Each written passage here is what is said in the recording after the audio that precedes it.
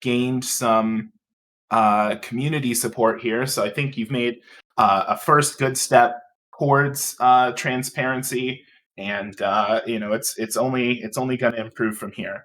So Thank you I very think much. I think we'll be seeing some results soon. Thank you for your time, Frenzy. I'm very satisfied with this answer, and I Good. wish you a nice night. Yeah, thank you. Good to hear. All right, so it's hit 201. Well, I mean, it's hit 201 my time. It's hit the dumb time that the robot said is for everybody. So we're here. It's now. I'm gonna clear the request to speak real quick because we were just memeing and we're now going into a space of not memeing. So just gonna nothing personal. You can definitely put your hands back up in a second.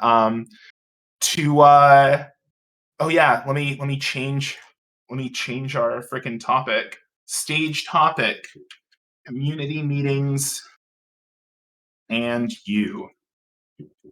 A guide. All right. So to clarify one more time for the people who just got here or the people in the back, if you're abusing the community meeting 9 text channel, you will get kicked. You'll get timed out, and the timeouts will get progressive, and you will not be able to participate in the conversation or hear the voice chat during that time. Additionally, admins do not have control over most code things. We have very limited control over things in the config.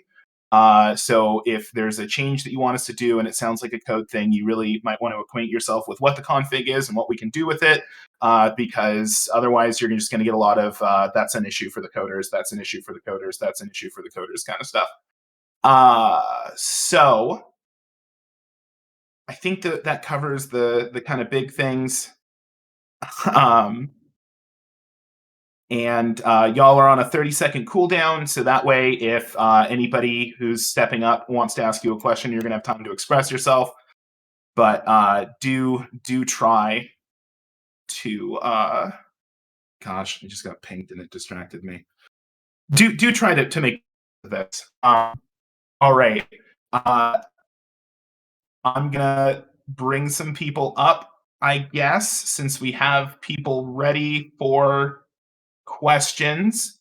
Hold on though, because I think that in order to be fair for everyone, I'm gonna have to put like a 5-minute timer on this, and if your 5 minutes are up, you just have to re-queue. That way everybody can kind of get in and get some stuff going.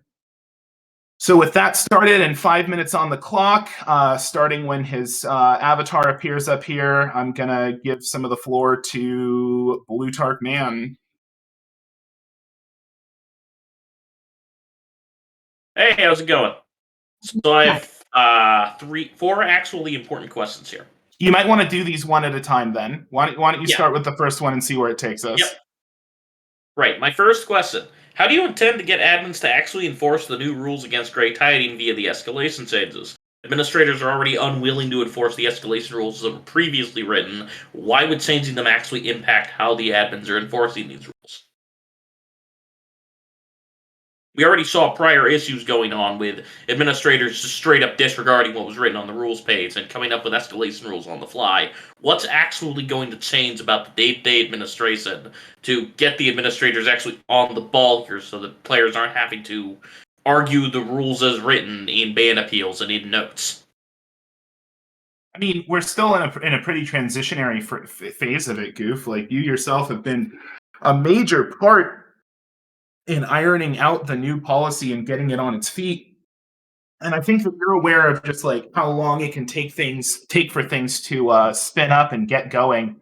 I would hope that we can start to see results like within the next month. Some stuff has to be hashed out through like conversations in admin bus. Other stuff is just a matter of us getting new people on and having them like getting up to speed with the policy as is. Like, ultimately, we do want like everybody trained, but at the end of the day, there's a certain amount of difficulty that comes with moving from one paradigm to another that isn't the same when people are coming up into the paradigm for the first time, which is something that like Oranges has talked about when he says that, people only liked the game when they were learning how to play it, sort of things. So I would hope that we're going to be getting results from it soon, just through like sheerly like having conversations and policy threads that hone the situation, just like any of the other changes that we have going on around here. Right. Okay. My second question: when do you intend? Sorry. Go ahead. Forming precedent, addressing inconsistencies. All right. Anything else?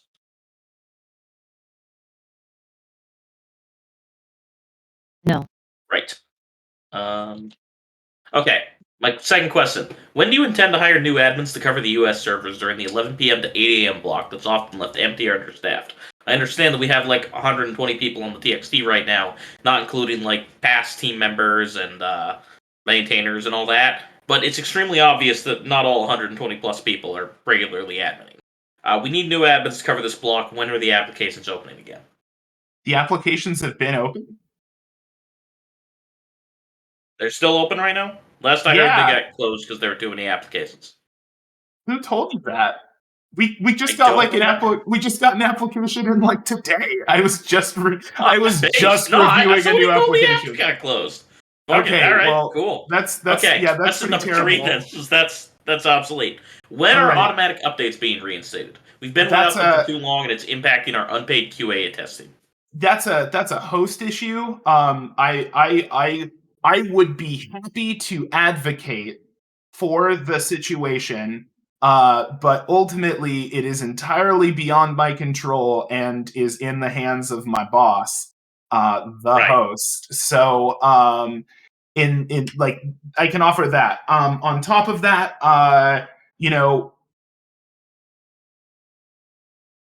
there could be an attempt to create a more coordinated effort to keeping the servers updated.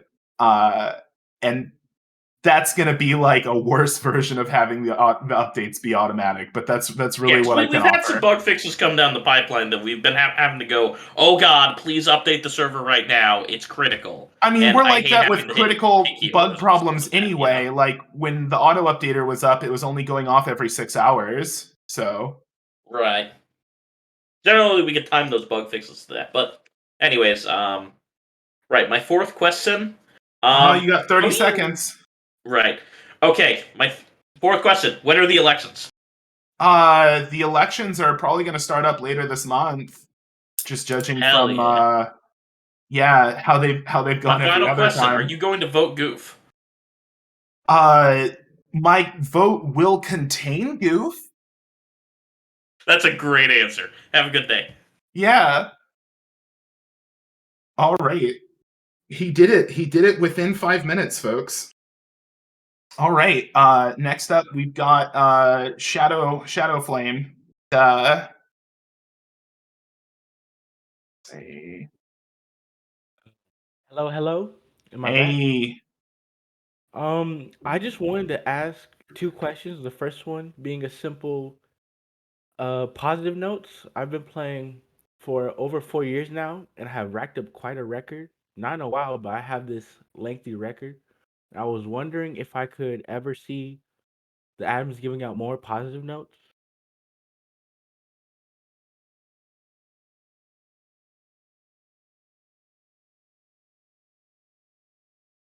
Yeah. I mean, I'll take this one. Nameless is on it.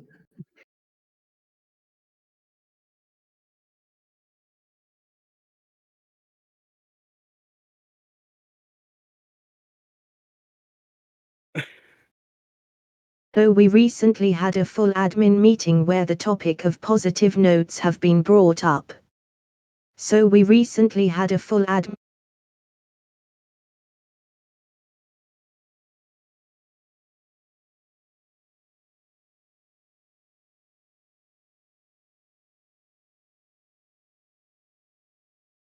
and admins have been encouraged somewhat to use them more often.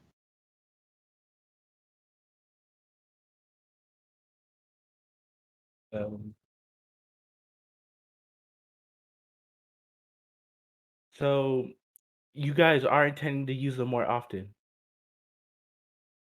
Yeah.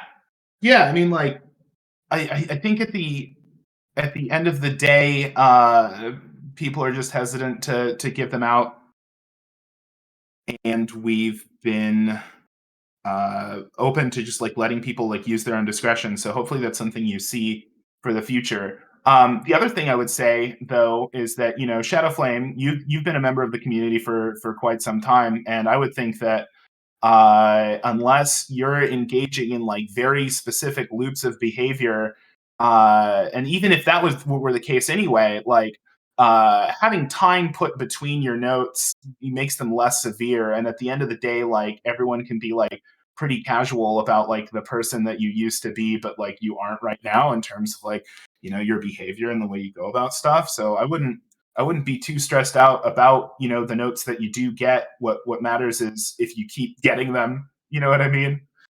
Yeah, that makes a lot of sense. I have one more question. It was Yeah. actually about um.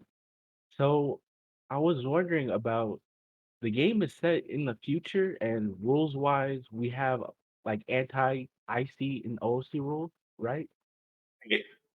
But the game has a lot of references to popular media, like you have Robbie Rotten's jumpsuit. You have a lot of JoJo references, a lot of Tuhu references. So I Right. was wondering, are you allowed sort of to like go, I know what this is, I know what this is, or is it like I'm or I know what this is, but it's so dated and I have to like have a good reason for knowing why I am saying this? We have never, as far as I know, we have never drawn the line super duper hard on people knowing what references are. Like you can say my favorite basketball player is Kobe Bryant, and no one's going to be like, "Do you have specific knowledge of like Earth sports history to like back that up?" Like kind of stuff. Having that said, it's always classy to just be like, this ancient thing, or talk about it as if it's like still a series or franchise, and be like, yeah, it got boring after the 500th installment or something like that. But keep it light, keep it fun, I guess is kind of uh the credo of the whole situation, right? Like we've got mechs that are Ripley's, we've got Xenos and that kind of thing. Like nobody says, "Oh, this is from Alien." People are just like, "I'm gonna get in the thing. I'm gonna fight something." Well, those were my only questions. Thank you for having me on. Yeah, thank you. All right, he is back again for serious discussion. It's Jonathan Gupta. Jonathan Gupta. Welcome back. I had 2 questions, Yes, sir. but I think I forgot them. So it was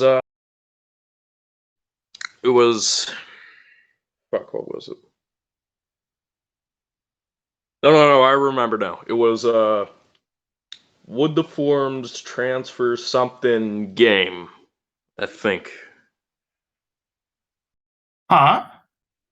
it was forums interacting with the game somehow. Forms or forums? For forums. You're TV saying forum. like accessing the forums in game? Oh yeah, newscaster forums. That's what I remember. Oh, That's what. I think that's an interesting thought. But I think the best place to discuss that would be in the ideas forum on the forums, the board. One thing about the newscaster, though, is that I did hear at one point Orange has expressed interest in having all the newscasters between all the sectors linked up, so you could like start publishing a newspaper, and like on Terry and people on Bagel would be able to read it. But that's code fuffery. It's not any real policy stuff, and I'm not sure what control we'd have over newscasters interacting with the forums. But I think it's an interesting idea. Do you remember your other question? Yeah, I do. It was fuck, I always forget these things. Just come back to me later. I'll All remember right. Yeah, you're free to queue up again. Right, Gupta. Next up, we've got Cheshify.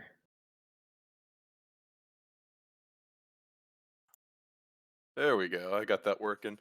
Hey, Hello. Hey there, Rave Radbury. I've got a few questions regarding the accursed server Manuel. All right. So this is going to be pretty heavy here. First of all, I just kind of want to know why like the server was shut down for 12 hours last Well, night. as far as I understand it, the server wasn't actually shut down and ended up being a marathon round that went for 8 hours. The initial intent of shutting down the server was to encourage people to give Campbell another try. So the idea was that Manuel would be down during the EU hours, at which point EU players would have an opportunity to see that Campbell is more stable than it was and was also operating at a speed and like level of ping that might be more enjoyable, because we've been having issues with Manuel hitting pop cap repeatedly, like for hours. Yeah, And because it's a great so server. so we tried. I authorized increasing the pop cap for Manuel. Unfortunately, once you hit a pop cap that high, you attract people who are interested in a server with a lot of players and are maybe not as familiar with the rules and sort of precedents and community culture. In addition to resource scarcity and job scarcity as well. So as a result, we can't raise Manuel's pop cap. And when I said to MSO, what about an MRP server for the EU? He was like, well, we do have Campbell. And so, Campbell's currently in a middle of being the second or third or fourth marathon server that we've had. Every once in a while, when we make a server and it goes unoccupied for too long, it attracts people who like really long rounds so they can do mega projects. And so while I am in favor of having a mega project server, it seems that the overall design for Campbell is to get it on its feet as an EU MRP space. And the only way we can do that really is by getting people to play there. Anyway, the Manuel round ended up becoming a marathon round that went on for about 8 hours or so. And I think let me check the website.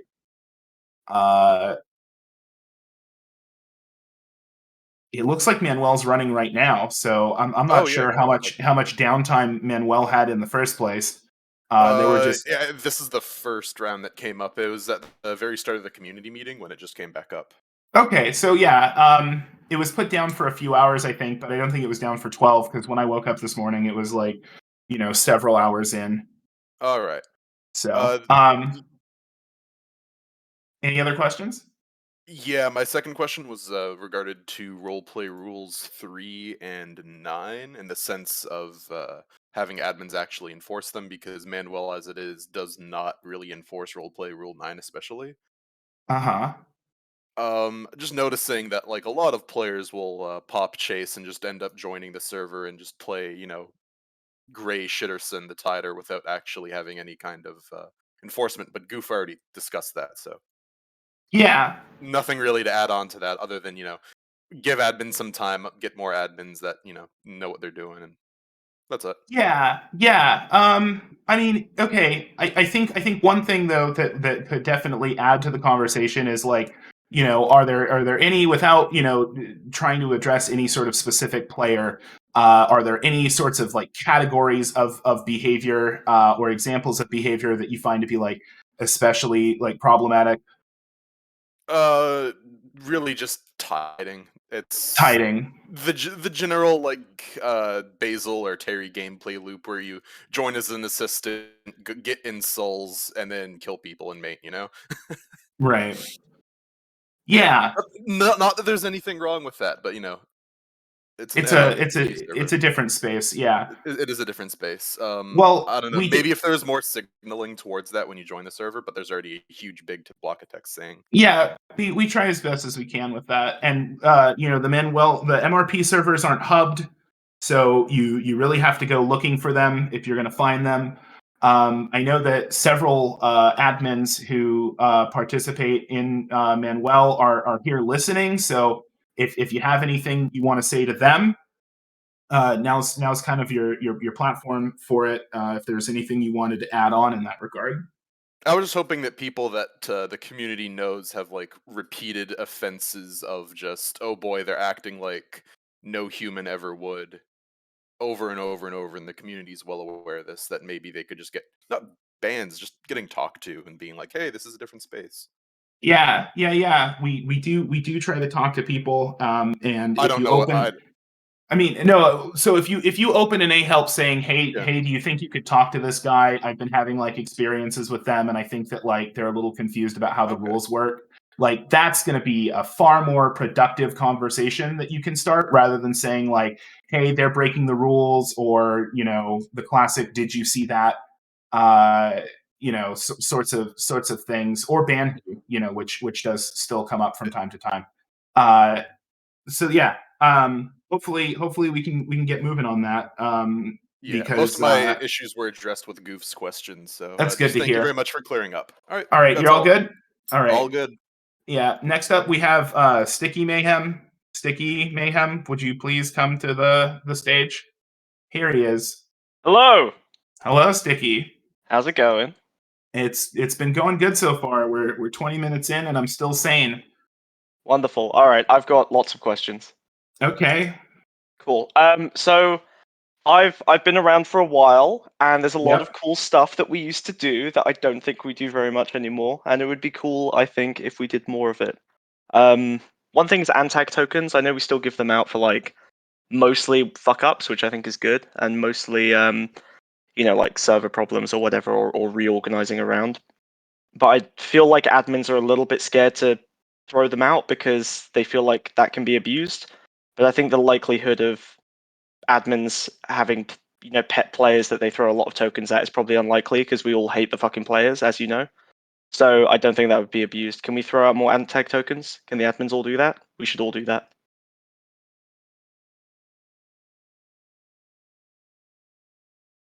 We have a current discussion going on about doing more with Antag tokens. I personally thought that the token system we had that's like still in the code but's disabled was a decent concept. Daytona says they got told off for it, which I think is against the vibe. I think this ties into good notes as well, and someone else was talking about. I think it would be nice if we did that as a kind of good note, because otherwise good notes are just, text. Yeah. Can I reward good RP or good moments that people have done with antag tokens?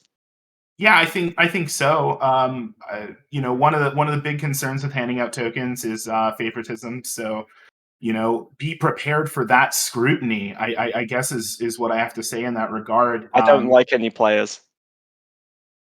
Yeah, Nameless has a point here that, for reference, Antag tokens were discouraged during the admin meeting. That's cringe. And I think that's a bad idea. Tattle's saying you can give them good notes for good role play. It doesn't have to be a token. Okay, so actually, I think that's one of the things worth mentioning is that you can reward people in round for stuff, and especially if someone feels like they got scuffed in a way that like feels that they should get an antag token, and you're like, oh yeah, that was kind of raw. I think that was kind of like not fair. It's better to handle it in the round and let it be its own self-contained thing, than instead of like expanding it into like a meta thing, or handle it the next round literally. Like if it's something that just ended. I mean, like you've got options that don't involve making a note that says, hey, you've got a token for antagging. Yeah, I agree with that for fuck ups, but I do think it would be nice if we could just kind of give boons to players more often, because it's something that I feel like we used to do a lot more that we don't. I don't think there was a lot of historical favoritism, but we might disagree, and I have lots of other questions. Yeah, you got another Spicier question? one. Oh yeah, I got loads. So I got a spicier one. Back in the day, this was like 5 years ago. We used to do admin metacom rounds sometimes, where like we would all sign up to one department while voice chatting, and it was incredibly bad and toxic. And bad behavior. Can we do that again? That was good. We should do that once a year. That sounds like a way to develop incredible hostility with the player base. If they demanded it, I might be willing to do it, but I don't think that's something that we can just put our foot down about. I don't think we need those kind So of what you're saying fringe is benefits. what you're saying is an 85% majority vote from the players of that round would allow 10 admins to go in as security metacomming. That's the official policy, is what you're saying. Great. Okay, good to know. Next question. Let's see. I run events that make people angry. My thinking is that the game doesn't distribute fun like fairly, and no matter what happens, some people will be mad. So I don't really need to give a shit if like 10-15% of the player base or of that round are pissed off, because 10% of people are mad every round. What do you think? Do you think I'm bad, or do you think that's valid? I think that you can't please everybody, and I also think that sometimes people are really mad in the moment, but when they look at it afterwards, they're able to laugh about it. So ultimately, like, people are just not going to be fans of stuff.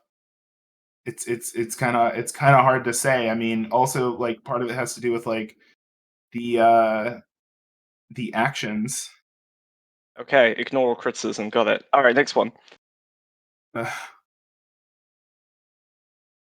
So my activity is kind of all over the place, as I'm sure you know. I'm like active for like 2, 3, 4 months out of the year, quite a lot, and then probably go inactive for like a few months afterwards.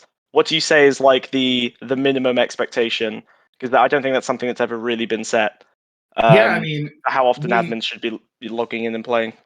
we try to set things up so that, you know, people can go on break when they need to. We've got an on break thread that I would hope you're aware of by this point. I'm aware of it. The problem is that there's been repeated precedent of admins going on break, and then the next headman trio don't like them enough to bring them back in. So there's actually a massive disincentive to ever go on break.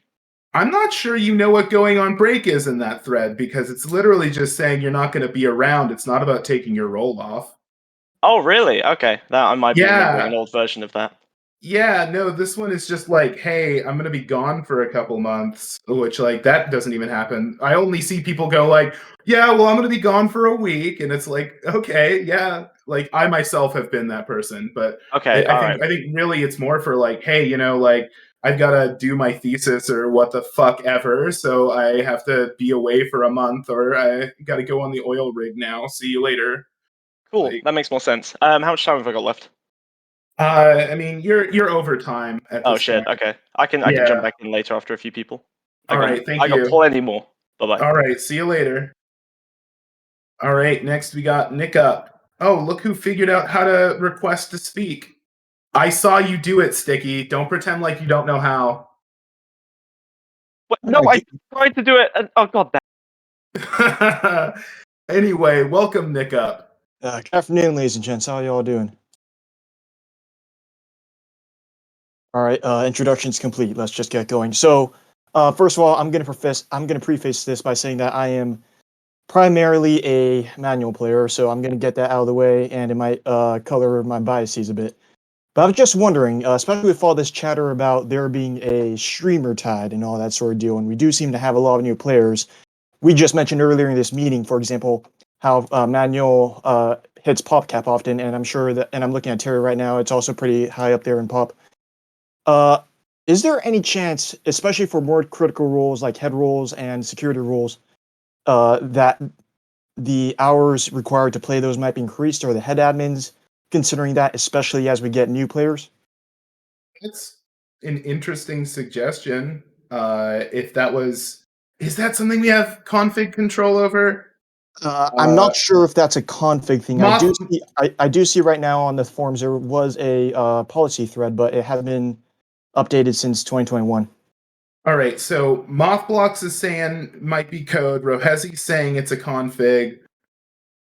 Goof is saying it's a config. Nameless is saying we don't have any control. Okay, so I think that having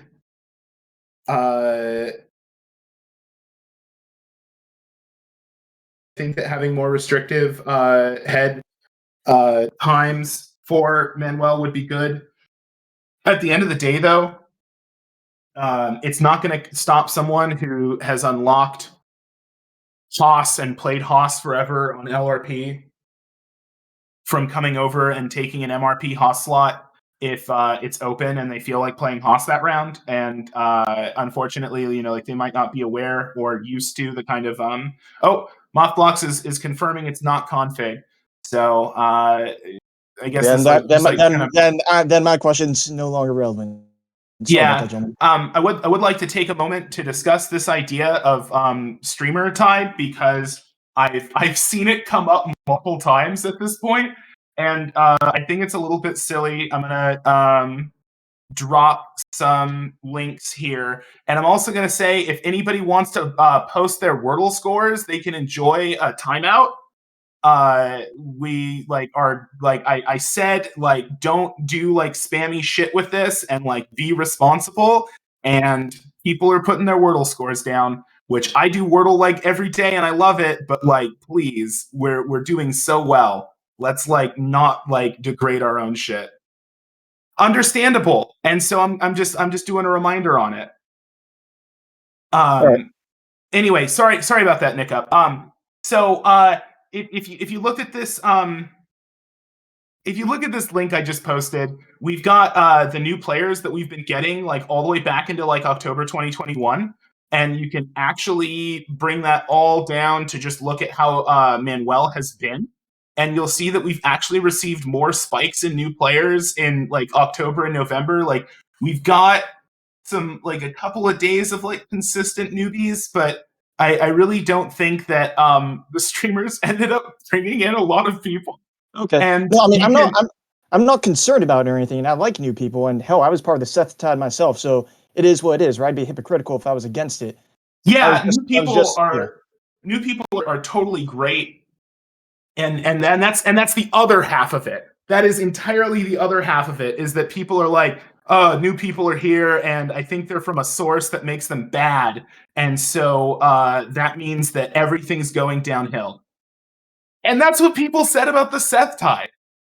What matters is that we have new people, that the people who can learn how the community works, learn how the community works, and that everybody has a good time. There's just going to be a natural amount of stubbornness and ignorance and even naivety that's going to come with new players. It's a tale as old as time. You just have to be patient and loving to people who are trying to enjoy the thing that you enjoy. And I get that they're not enjoying it in the same way as you, but they potentially could if you didn't make up your mind against them.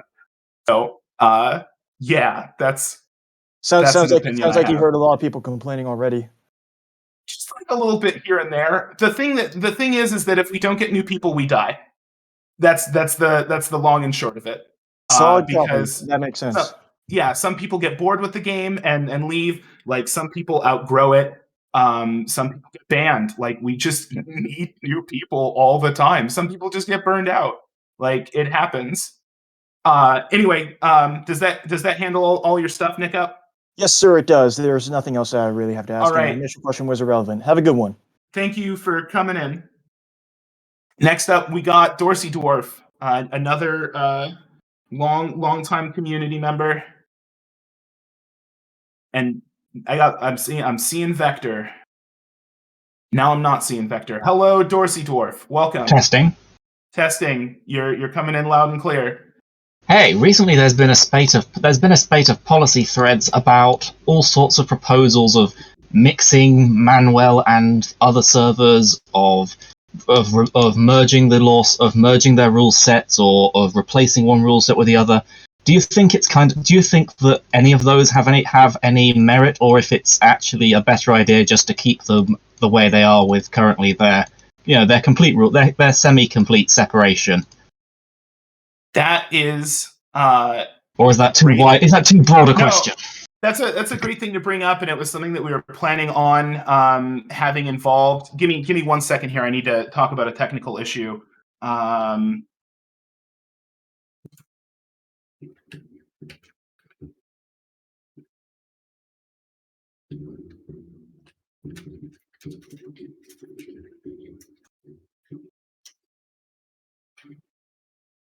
All right. So to take a really broad eye on this, because I've been thinking about this. This is something I think about. People play games for a number of reasons. Some people like to experience a very fair game, and those people are drawn to games that have like constant balance patching and stuff like that. Some people enjoy games where they can do really cool things and feel really powerful, and a lot of like PvE experiences and roguelikes, especially when you steamroll in a roguelike, kind of fulfill that like aspect of things. And then there are people who will play a game like primarily or in part due to like the social experience of it. And so then you have like these motivations combining in like various different ways. And for better or for worse, at some point we literally were just like, hey, there are people who want like a more social experience. There are people who want like a more like flashy experience that isn't built on hard game mechanics. And then we made a space for them. And so when we ask like, is this like good for the community? It's a tough thing to ask and answer, because I think at the end of the day, if we were to try for some sort of like unified situation, there would need to be compromises on both sides. And I'm just not sure if that's what the community wants at this point. Like genuinely, honestly, like I think that the shit that goes on in this code and the amazing things that people can do with the mechanics are really cool. And I would rather not see our code base or our community lose that edge as people who know our code like so well that we like pull off these amazing feats. But that conflicts with the people who like aren't excited that it's Cult again or Nuke Ops again, and the wave of death is like oncoming.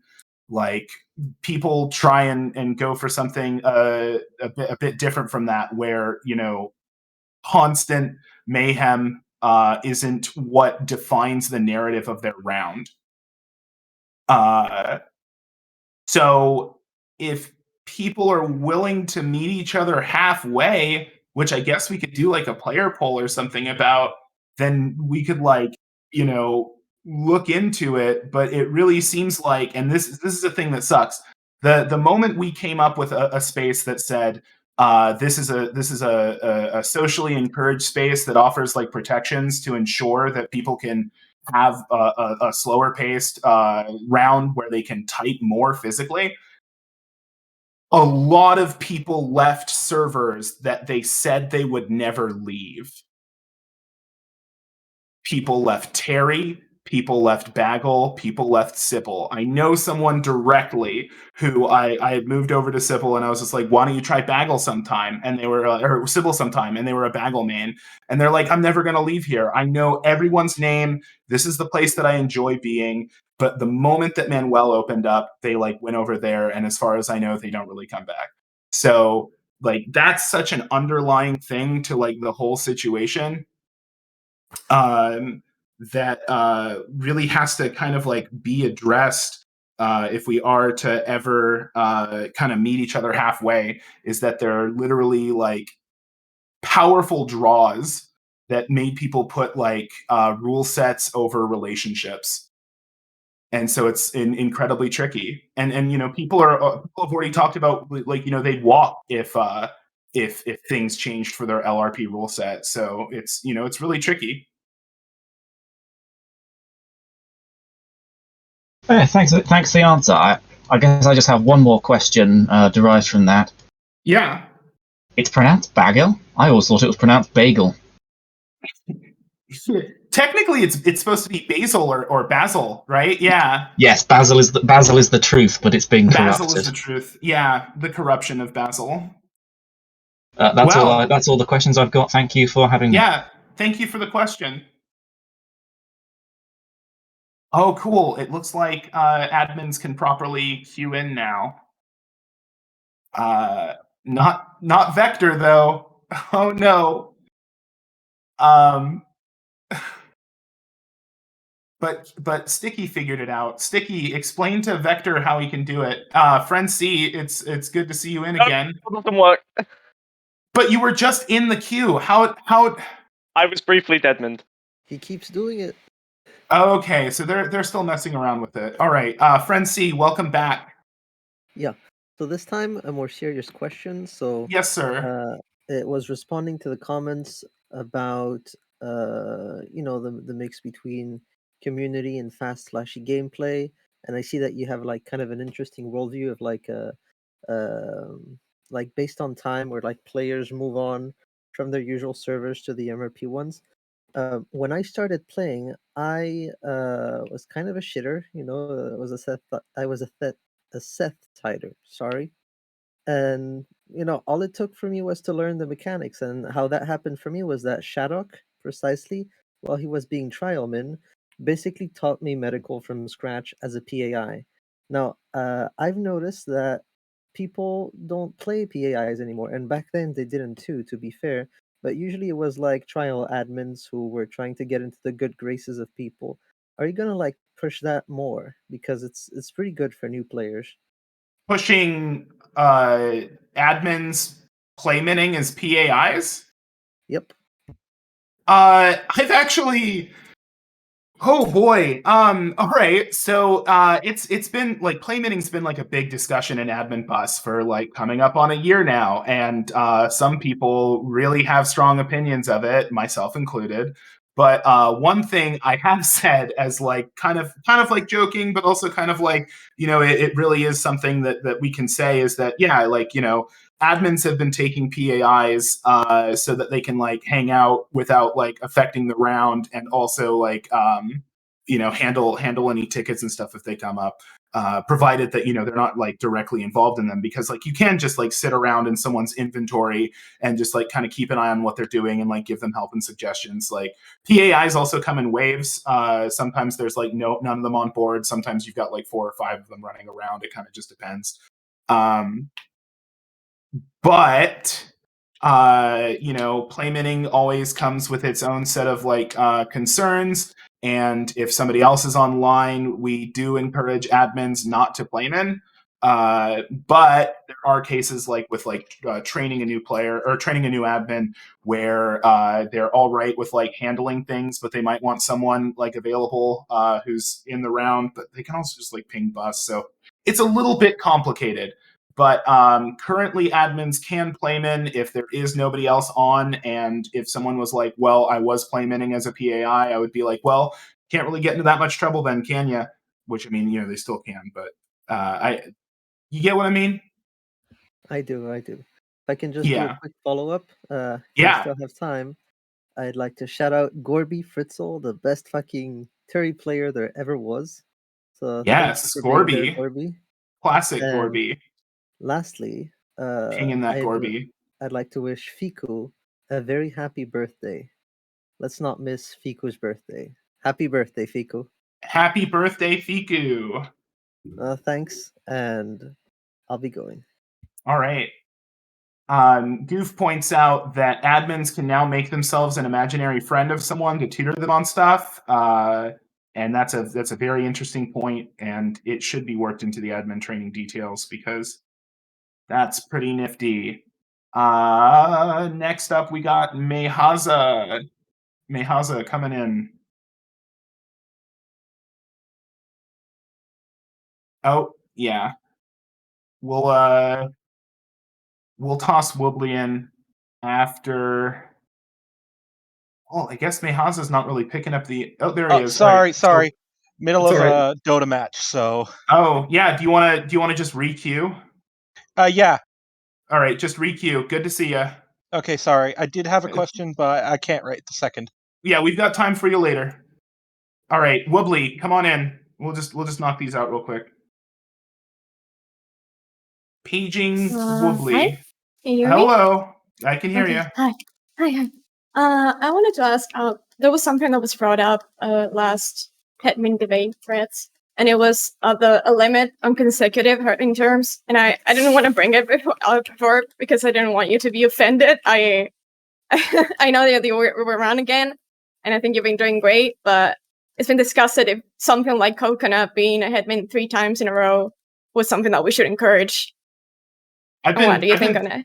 Yeah, I've been thinking about that a lot personally. I think that 3 terms is a bit long, and I would be interested in like some sort of statement to discourage it. The only thing that I have any real concern about is the off chance that like people are like actively worried about like the offers in front of them and just want like a familiar face to be available. Or like situations where we make it against the rules and like any other sort of exception we make is like suddenly challenging that. But yeah, I mean, I think that like 2 should kind of be the limit. Personally, I'm planning on running this next term or this next election. But once I'm done with those 2, I'm pretty much. I really don't think it's in my best interest or anyone else's best interest for me to be in a third. I think Coconut did a great job. Like, don't get me wrong. I just don't think that like everyone might have the stamina that he had, and also I think that it is like valuable and important to keep new blood flowing through. Get And Coconut, new faces, new opinions, so it's not always the same people. Yeah, Coconut had a lock on the admin vote for 3 consecutive terms, and that's great and cool. But it definitely did keep someone else from being in that slot, and variety is good. So I mean, in an ideal world, we have like we have people running for 2 terms here and there, so that they can be like an individual part of like a new headman team that has like some experience to like get everybody fast forwarded, so people don't have to reinvent the wheel all the time. But if that means that like one person is like holding the slot forever, like that's not a great plan. So So would it be okay to yeah. make a policy thread on it? Now that we have established that I don't hate you, and I just think it's in the best interest of the server. Yeah, I mean, it's a discussion that's been going on, so I don't think you're going to be like breaking new ground, and like nobody's gotten like super mad at anybody else about it yet. So, I think it's worth talking about. Like, we shouldn't. I mean, I'm saying that like a 2 term is an all right thing in my opinion personally. So that's the stance that I'm going to have in this discussion. But I think that 3 terms is definitely too much. So that's where I'm at. Okay, thank you. Yeah, NamelessFairy also says go for it. Yeah, 1.5 years is a long time, as Tattle points out. Do you have anything else to say or ask, Wibbly? Happy birthday, Fiku. Happy birthday, Fiku! All right. And that's it, I think. Venom Antag 2022. There we go. Venom Antag 2022. Oh my god. Maybe. All right, Vector. I know Vector was coming in. Vector to the floor. Hello, Vector. Nerds. Hello, nerds. Yes. Welcome. Greetings. Hi. Okay. So my question was about the problem with sort of the inner server interactions in general. Like, people tend to, if they don't like somebody who's on Manuel, and like, oh, go back to Sybil or go back to Terry or whatever. And this sort of like concept of quote unquote server culture, which sometimes gets used as an excuse for bad actors, things like that. What are we doing, and what can we do in the future to kind of try to discourage that? I don't want to be the no fun guy and say you're objectively not allowed to be proud of whatever server you play on, but it does kind of get to the point where it's detrimental to the community if everyone is desperately trying to argue that where they play is better and that it's the only place anyone should play. And yeah. So, first and foremost, we definitely can't just be like, it is against the rules to, make like little jokes in part because that sort of brittleness, like when you introduce that into a culture, you start to get people. It reduces warmth, and it reduces like the ability for people to connect to each other, because then people are primed for like a headspace where they're like ready to receive offense, in my opinion. So, but with that in mind, we definitely could afford to like treat each other nicely, and I think that at the end of the day, everyone here, right? You sitting in front of the computer or on your phone, maybe, but like all of you had enough interest in the project and in the community and in the game to show up to this meeting, to listen to us talk. We're coming up on an hour now, and you've just like been here and listening and engaging in it. So like, you are people who know the community culture and like know what's up. And I would say that if you see someone who's like actively being a dick to the point where it's like, geez, like, that's kind of killing the vibe around here, you can definitely just say to people, it's really not cool if you're going to like rage this hard about it. I mean, like, I throw out change starts at home a lot, be the change you want to be kind of stuff. At the end of the day, like, we're all here because we like the game. Like we put all this time and like effort, and like maybe some of you don't like code or sprite or map, which you should look into that. Everyone can find a way to contribute. Everyone likes to enjoy the game. A lot of those people want the game to be the best that it can be, to the point that they're like putting in their own work to see it happen. And that's something that I try to keep in mind when I have disagreements with people, or when I encounter people that I wouldn't normally get along with otherwise. Is that we're all here in pursuit and passion of the same thing. And so at the end of the day, we can afford to show each other some kindness, because once people go away, they don't usually come back in some very crucial cases. And eventually you're just kind of left with like no one to be a buffer between you and everyone else. Or the other people that you don't like. It's a whole thing. But yeah, so Yeah, I appreciate that answer. I think that's a pretty solid answer. The other thing I wanted to bring up is I do want to say that I think that the current Headman team has done a good job as far as Rule 11 goes. I think that it's genuinely just a positive change for the server to have a little bit more, a little bit more of a concentration on making sure everybody feels welcome and nobody feels ostracized. I think we've discussed it before in Admin Bus, and I think I kind of, if anyone's gonna pull the trigger on the question, and I guess it probably should be me.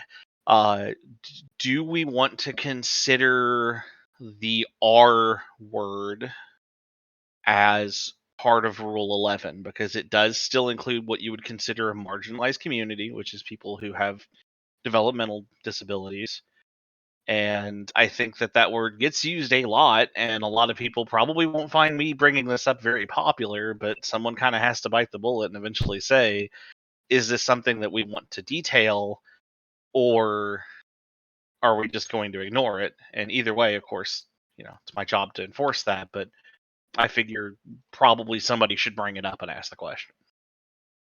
Yeah, I mean, so first and foremost, there is so little that we could do like right now in the moment about this, because Well, yeah, it's an issue of host opinion. It's an issue of like community reception and discussion. The advantage of bringing it here is that we do have people in chat who are engaged in the discussion and have opinions. So I think people in chat have figured it out what we're talking about here. And if anybody has like some sincere opinions on whether or not, yeah, I'm not gonna say the word, but it shouldn't be hard to figure out what word it is.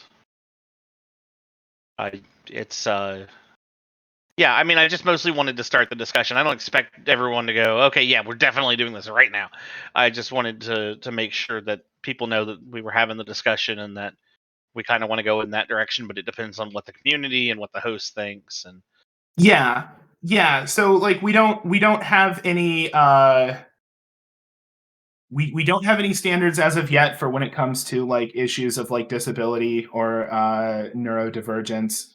And that's a whole like big thing that kind of starts into like further discussion. And I know a lot of people like to bring up the slippery slope of like, oh well, I can't say dumb anymore. Oh well, I can't say idiot anymore. Oh But no, like, no. That's definitely not where I'm going with this. That's oh no, acceptable, and I I'm don't think okay you. with that. Yeah, I Yeah. don't think you are. I'm just trying to like lay out the landscape of discussion here. It also opens us up to like a critical look at our use of like things like Hugbox and like Autism Project. That's definitely stuff that's we definitely have like a lot of language involving like autism that we would have to like really start to take some hard looks at if we were to move forward in terms of engaging like disability and like the way that we discuss it. So that's a tough and tricky thing that would have to really get into like a whole big policy discussion about, and we'd also have to get like MSO's opinion on it as well. But yeah. Yeah. I mean, like I said, it doesn't seem like a very popular idea based on what people are saying in chat, but I mean, let's be honest, everybody already thinks I'm the big Hugbox admin, so I might as well. Right. Now, that's about all I've got. I think you guys have been doing a great job. I like the direction the server's going in. I think a lot of the new admins are very good. I'm glad that we have them.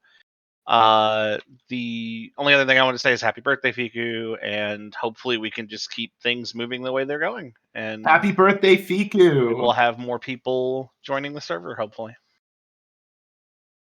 All right, thank you. Also, Baba Booey. Baba Booey. All right. Next up, we've got Arcane Music back for some serious talk. Hey, welcome back. It's Arcane Music, for those of you who don't know me, serial ship poster / previous admin / currently on break. I have a quick question, and I swear this isn't a code question, but it's going to sound like it until the last act. So, as we know, most game modes that are added to the game typically have to run a fairly interesting gambit of how they're considered with the player base. Especially considering when, not to put words in Goof's mouth, but we had kind of a rough thing when we added our most recent game mode, which was families. As a result of a lot of these things, we've like slowly but surely the admin base started to go and kind of some more concrete ideas on how to go and handle both single antagonist and team antagonist game modes. So would you say that, because there is however a third type of game mode which we don't talk about very much, which is asymmetric style game modes like Blob or Sentient Disease. Would you consider going and putting in some more time and consideration towards how new asymmetric style game modes should be considered? I mean, putting thought into things is good, but I feel like I'm kind of missing like writing policy to say, hey, here's how we typically here's our general guidelines on how most group antagonists are considered, and here's how we have general guidelines on single antagonists, and then extending that to asymmetric style antagonists. So that there's a concrete policy for new ones being added going forward. So you're pointing out that we are lacking in asymmetric game mode, like best practices. Right, because there were situations I remember a little while ago with, I think, how we were considering revs, where someone started playing revs as a virologist, and we needed to go and put our foot down and say, no, you are not allowed to play the game like a virologist, you have to play it as a rev head. And so situations like that can really develop when you start looking at them more critically. And I think starting to put down some more concrete policy on asymmetric style antagonists. Would the current headman team be willing to put some thought into getting some policy down for that? Yeah, I mean, speaking for myself, I think I might need this to be a policy discussion in order to like totally wrap my head around it. I at least need it written down somewhere. But yeah, it sounds like you're pointing out like a very like important hole in our situation, and if there's a way that we can address it like simply and kind of have it like lie flush with everything else without it creating like too much overhead, it sounds like a pothole worth filling. Yeah, okay, that sounds fun. Also, just want to go and clarify, the name is Basil because of a British sitcom, and that's where all the server names come from. So if anyone's ever confused about server names, just watch a whole fucking TV show, and you'll be good to go. Yeah, it's a Faulty Towers reference. Thank you for coming in, Arcane. Yeah, ooh. Also, oh, I cut him off too early. I'm sorry, Arcane. Wait, can I find you easily in here? God, it's just an ocean of faces. Oh, happy birthday, Fiku. Yeah, okay. Mehaza, you've come up again. Have you finished? Ping Mehaza.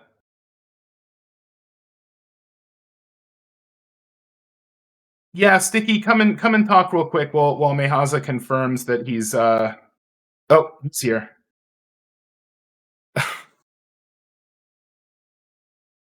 I'm gonna put Mehaza in.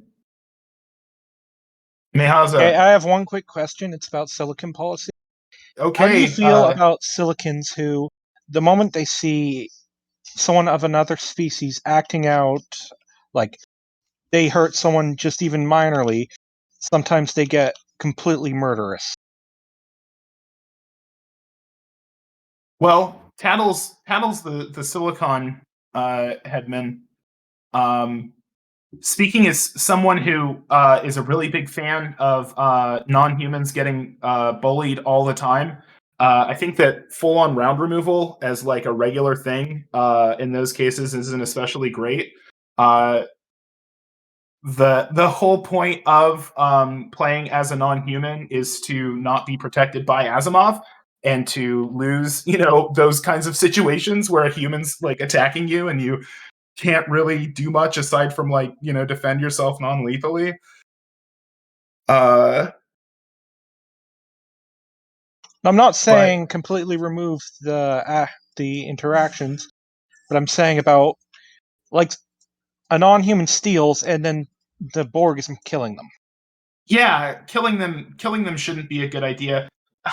I mean, for people who don't know, you actually get different examine messages on a person depending on if they're in soft crit, hard crit, or dead.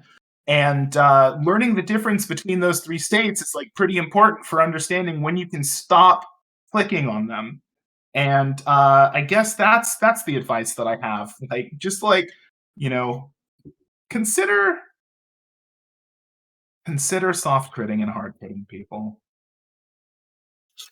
But yeah, I'm I don't think anybody is like especially a fan of silicons that are going like out of their way to round remove people over things that can be dealt with without round removal, and that kind of has to do with like a least force policy.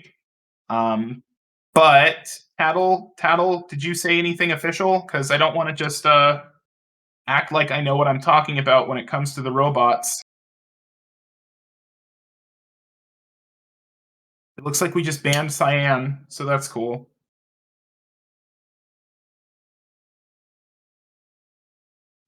Right, well... Tattle says round removing for stealing is cringe, so there you go. Right. Official. I'm gonna wish Fiku a birthday and pop off. Have a birthday, Fiku. All right. Hold on.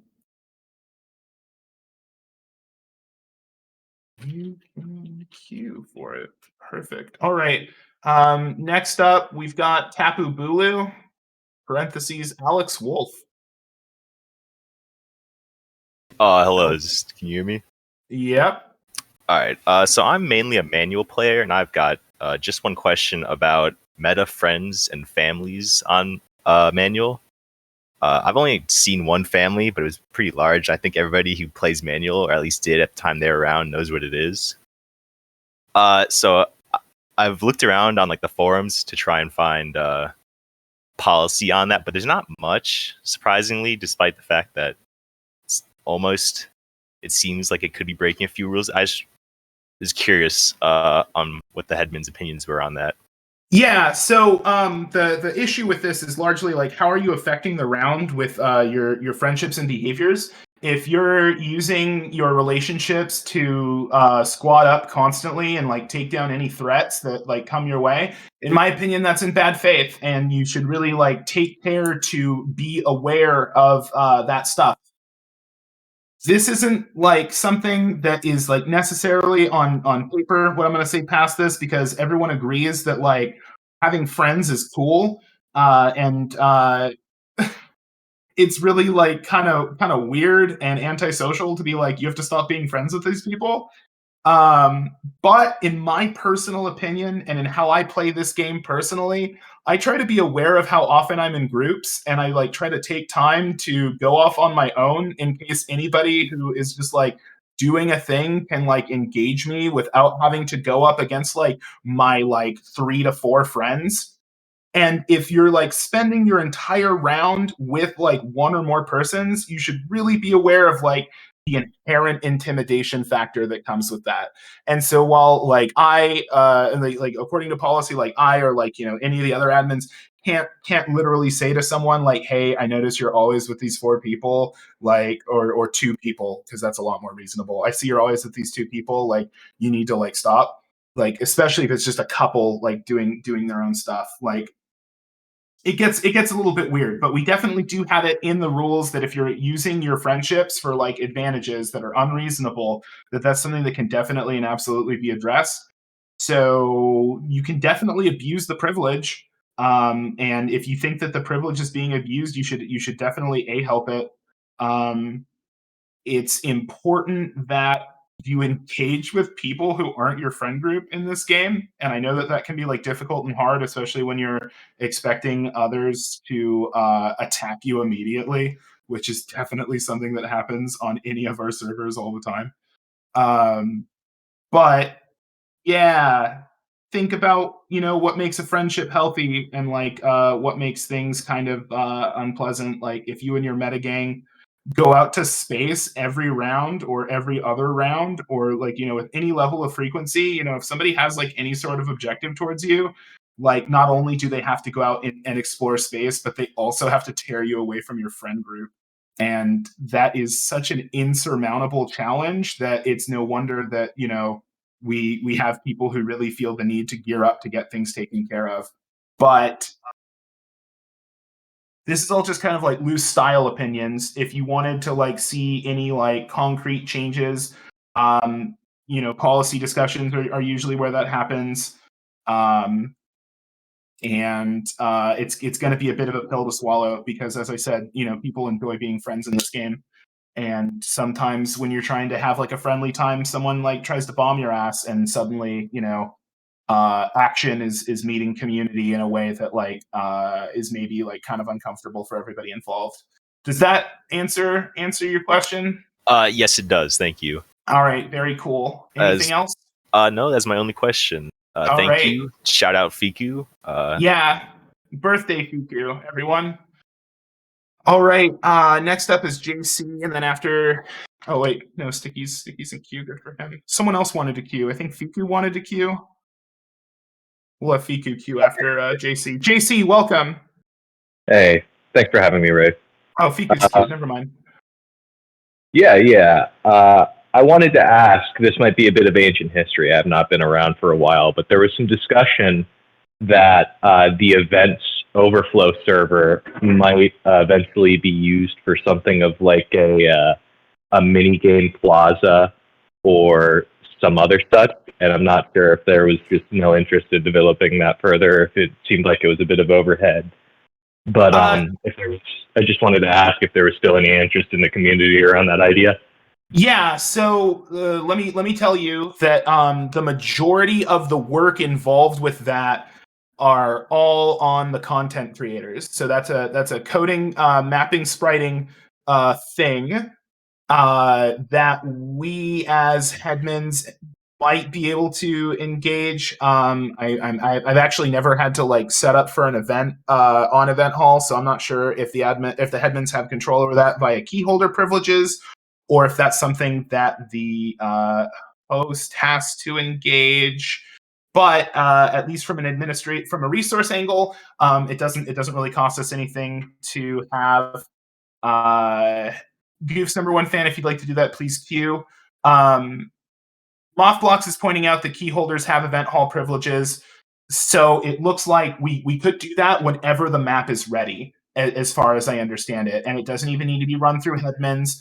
The event halls just exist for events, so admins are like free to try to like get stuff like set up and running. So I think it sounds cool. I'm always down for things that people can do together to socialize and engage one another, especially if it's going to like kind of break them out of the mold of a day-to-day shift.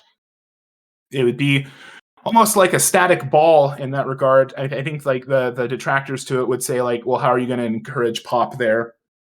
But really, it's just like we have the resources, so we might as well just like put out the bait and see if people show up for it. We can always just shut it down later. I was thinking that a lot of those mini games that were developed over the time. I mean, let's just include one of the basic ones. We have the red versus blue capture the flag, right? That's built straight to the code. You go ghost, you can go do that. Right. I was wondering why we had not implemented things like Mafia or Prop Hunt into the base code on a similar level. We do have Mafia in the base code right now. Oh, there we go. Then yeah, that's the thing. I'm just behind on my knowledge. Yeah. So do you have coding chops? Can you code? I help with the Prop Hunt stuff, but I think it was Arcane Music or another Arcane. All right. So I mean, it sounds people.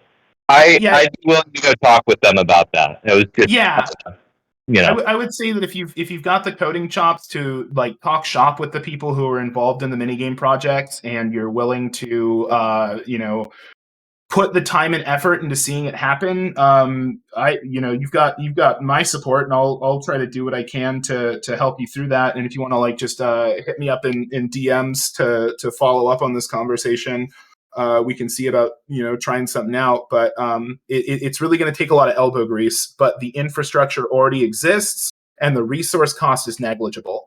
So I hope that answers your question.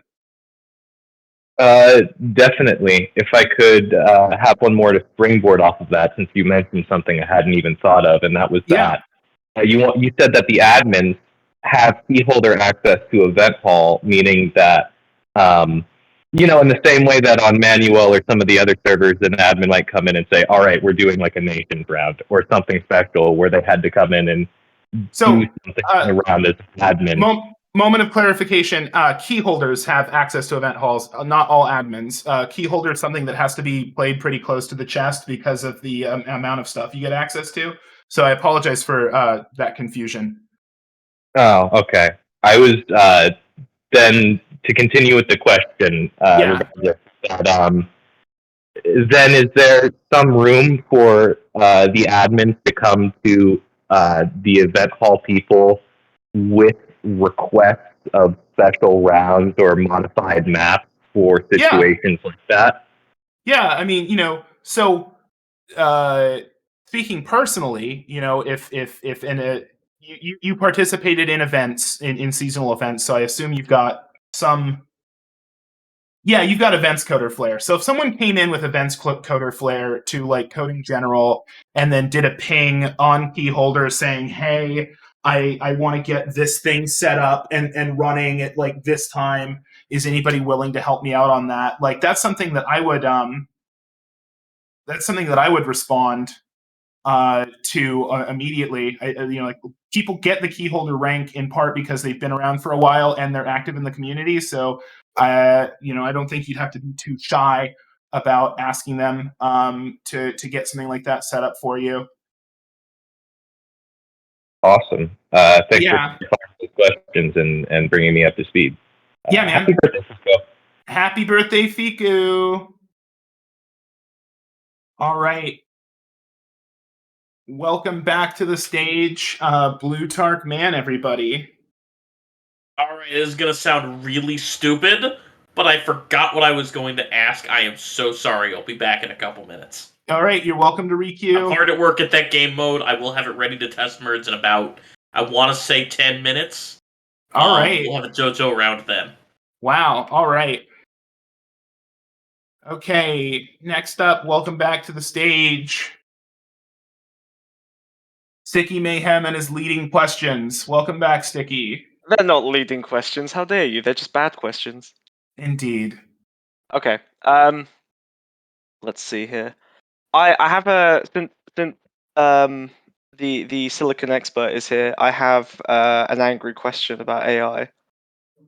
I think AI used to be more of a third faction rather than being like kind of just the pawn of the captain in security. And I think AI used to be a little bit more of a dangerous thing to fuck with. And I think nowadays maybe Rule 1 has probably made it so that any interpretation of your laws that results in you griefing the crew generally gets you boinked. Is there any thought on like how you want AI to look? Should it just be another crew member, or should it be something that can potentially be lethal if you fuck up either legitimately or otherwise?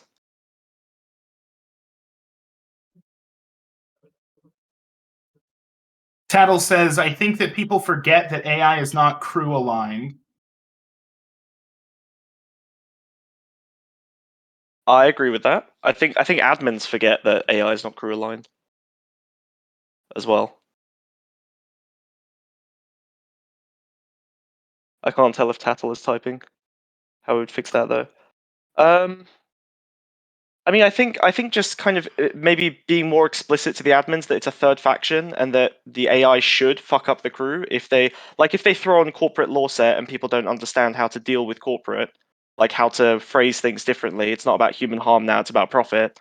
Then they shouldn't expect the AI to be helpful, for example. And any of those other quirky law sets should kind of open up more space for fuckery, because I think that's what makes AI interesting to play when you're not mouth. Yeah, that's the thing. I think Silicon policy is quite. Yeah, Cyan has a good point. It's built into Silicon policy to not be a shithead, but I think looking for those loopholes is kind of part of why AI is good as a third faction. So we've kind of said, in the interest of not making AI grief rounds, we've kind of said, you know, AIs have to be more crew aligned because otherwise you're deemed a shithead.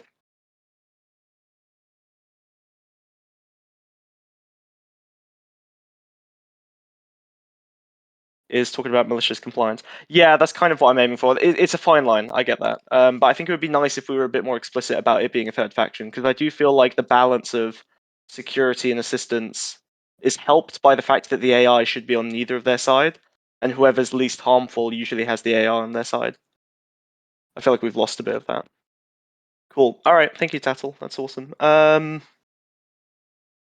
the other thing is I want to talk about murder on manual, because I have played a fair bit more manual recently. And I still feel like there's not enough conflict. I know this is something that I think Rave, even you've brought up in the past. But there seems to be like a big kind of, I don't know, I want to throw a couple examples at you and see what you thought. So one is PDA bombing, which I know we had a policy thread on, and you said that, or at least, or maybe it was the last Headman round, they said that it was up to admin discretion. But do you think that randomly PDA bombing a bunch of random people on manual as an antag counts under like the random kind of murder boning rules? I mean, if you're not killing them, does it really fall under murder boning? You know. Yeah, I guess PDA bombing's been nerfed as well. Yeah. Yeah, in terms of like a broader discussion, and this isn't a new stance from me. This is a stance that I've had for a while, but I haven't like had a chance to really get a lot of feedback on it. So I guess now this is like as good of a time as any. I'd like to see for MRP a recognition that rounds are meant to go for 90 minutes, and to map a round thematic escalation structure that functions more or less in like 30-minute chunks. And there'd have to be some like looseness and fuzziness to it, but ideally part of the issue is that traders can spend their whole rounds being as passive as they want, and the ones that do feel like they should be making some sort of chaos, like, don't exactly have an idea of like when would be like an optimum time for that.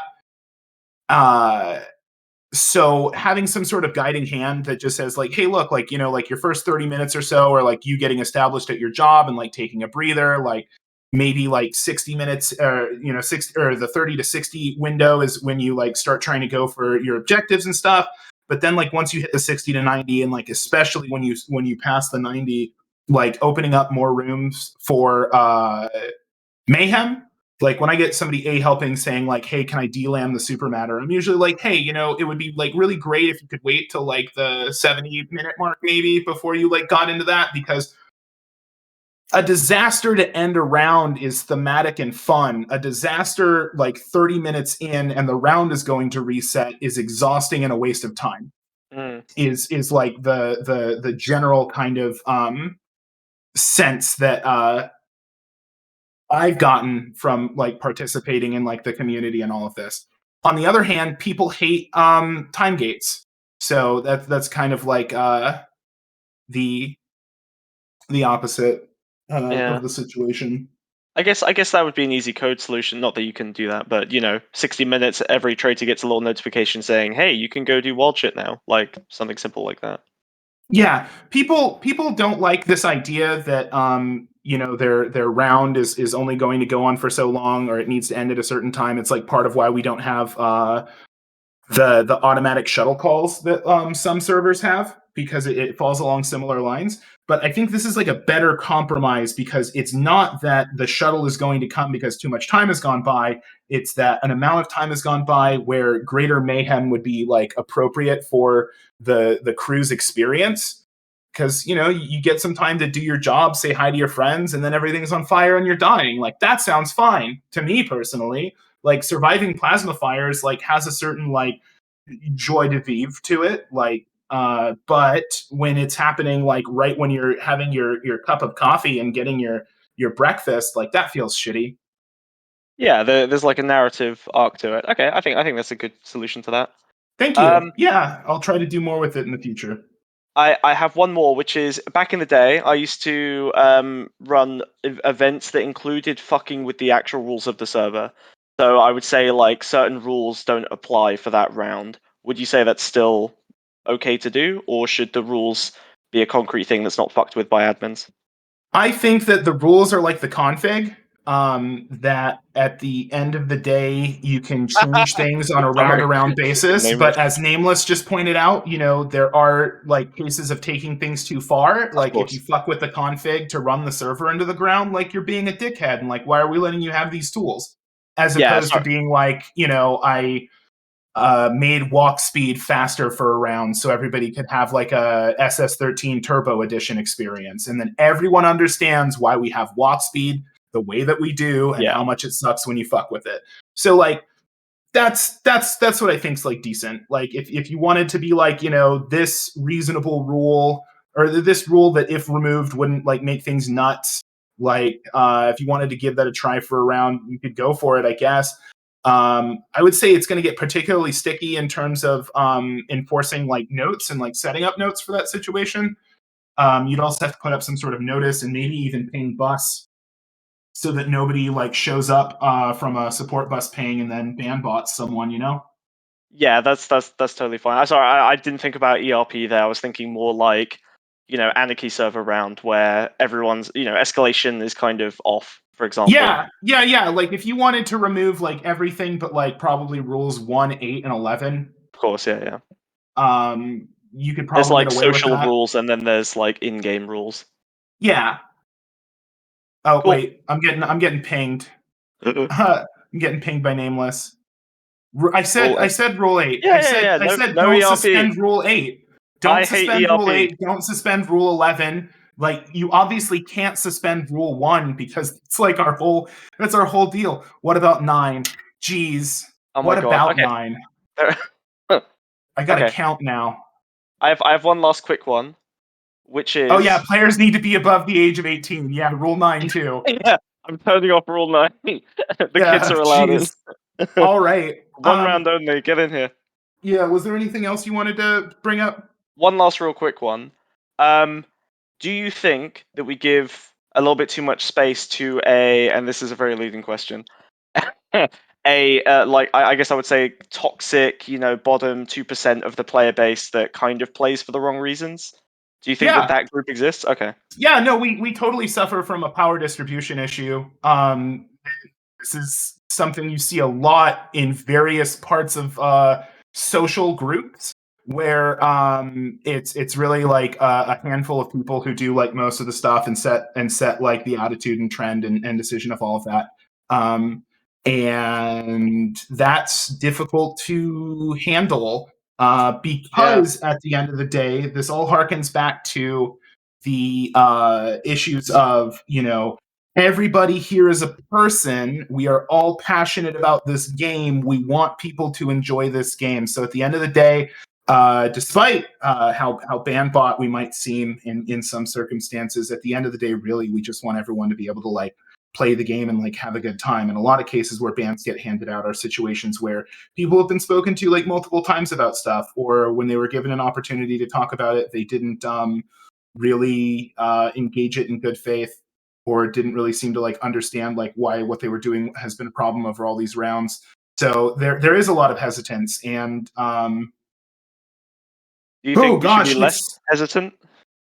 I mean, it's just so tricky to say like just ban them, because that's like so shitty. And Purge of shit.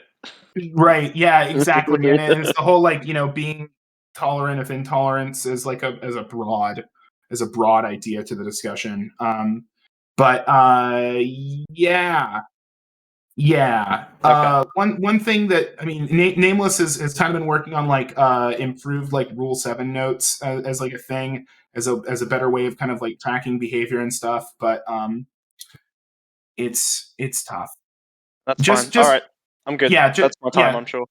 To the audience, just remember that like if you get a ban or a note and you think it's like factually inaccurate, you can always like come onto the forums and appeal. You'll have to make a forum account, but there's always room to talk about stuff, and there's always room to kind of like get a better idea of what's like going on for you. And at the end of the day, we really do just want everyone to like hang out and have a good time.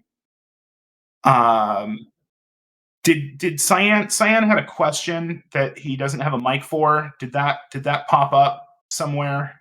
Can I get a link to it? No, it didn't. It didn't pop up.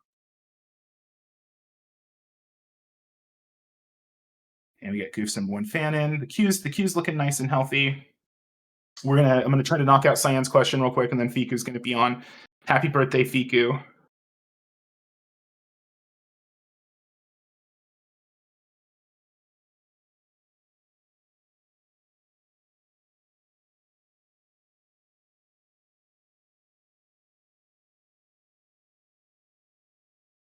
Oh gosh. Happy birthday to you. Happy birthday to you. Happy birthday, dear Fiku. Happy birthday to you. Thank you. I try. Well, I'm already done, Timber, so. Cyan.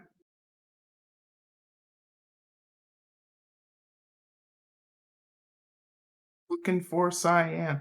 Okay. I wanted to ask if there's any chance we could get everyone pings an auditorium, or perhaps a new role players could get for themselves for the purposes of pinging during an event like the Manuel Marathon event we had today.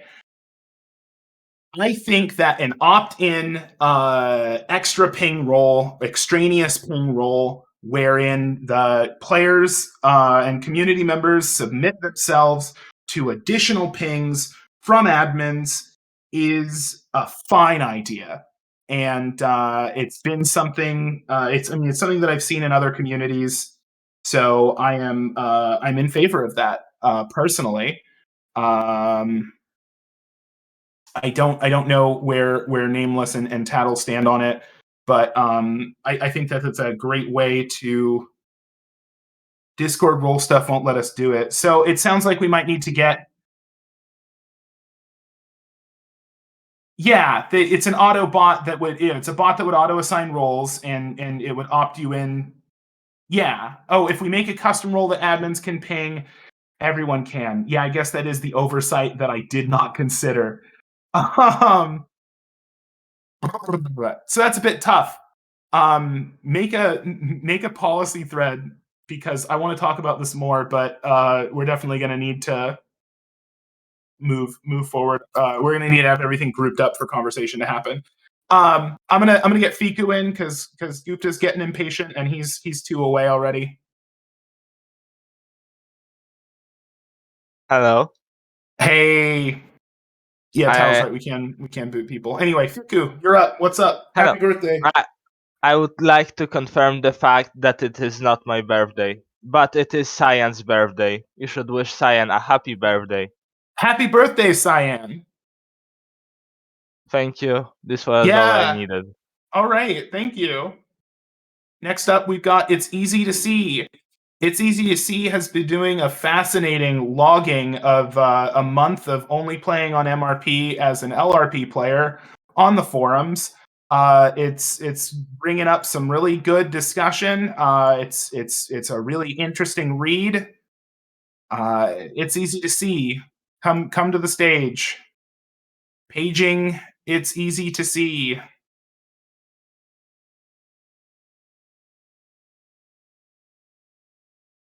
Oh, looks like.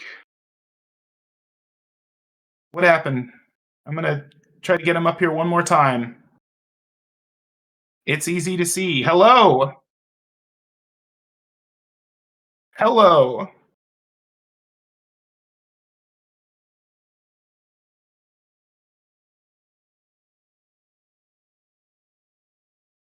It's Easy to See.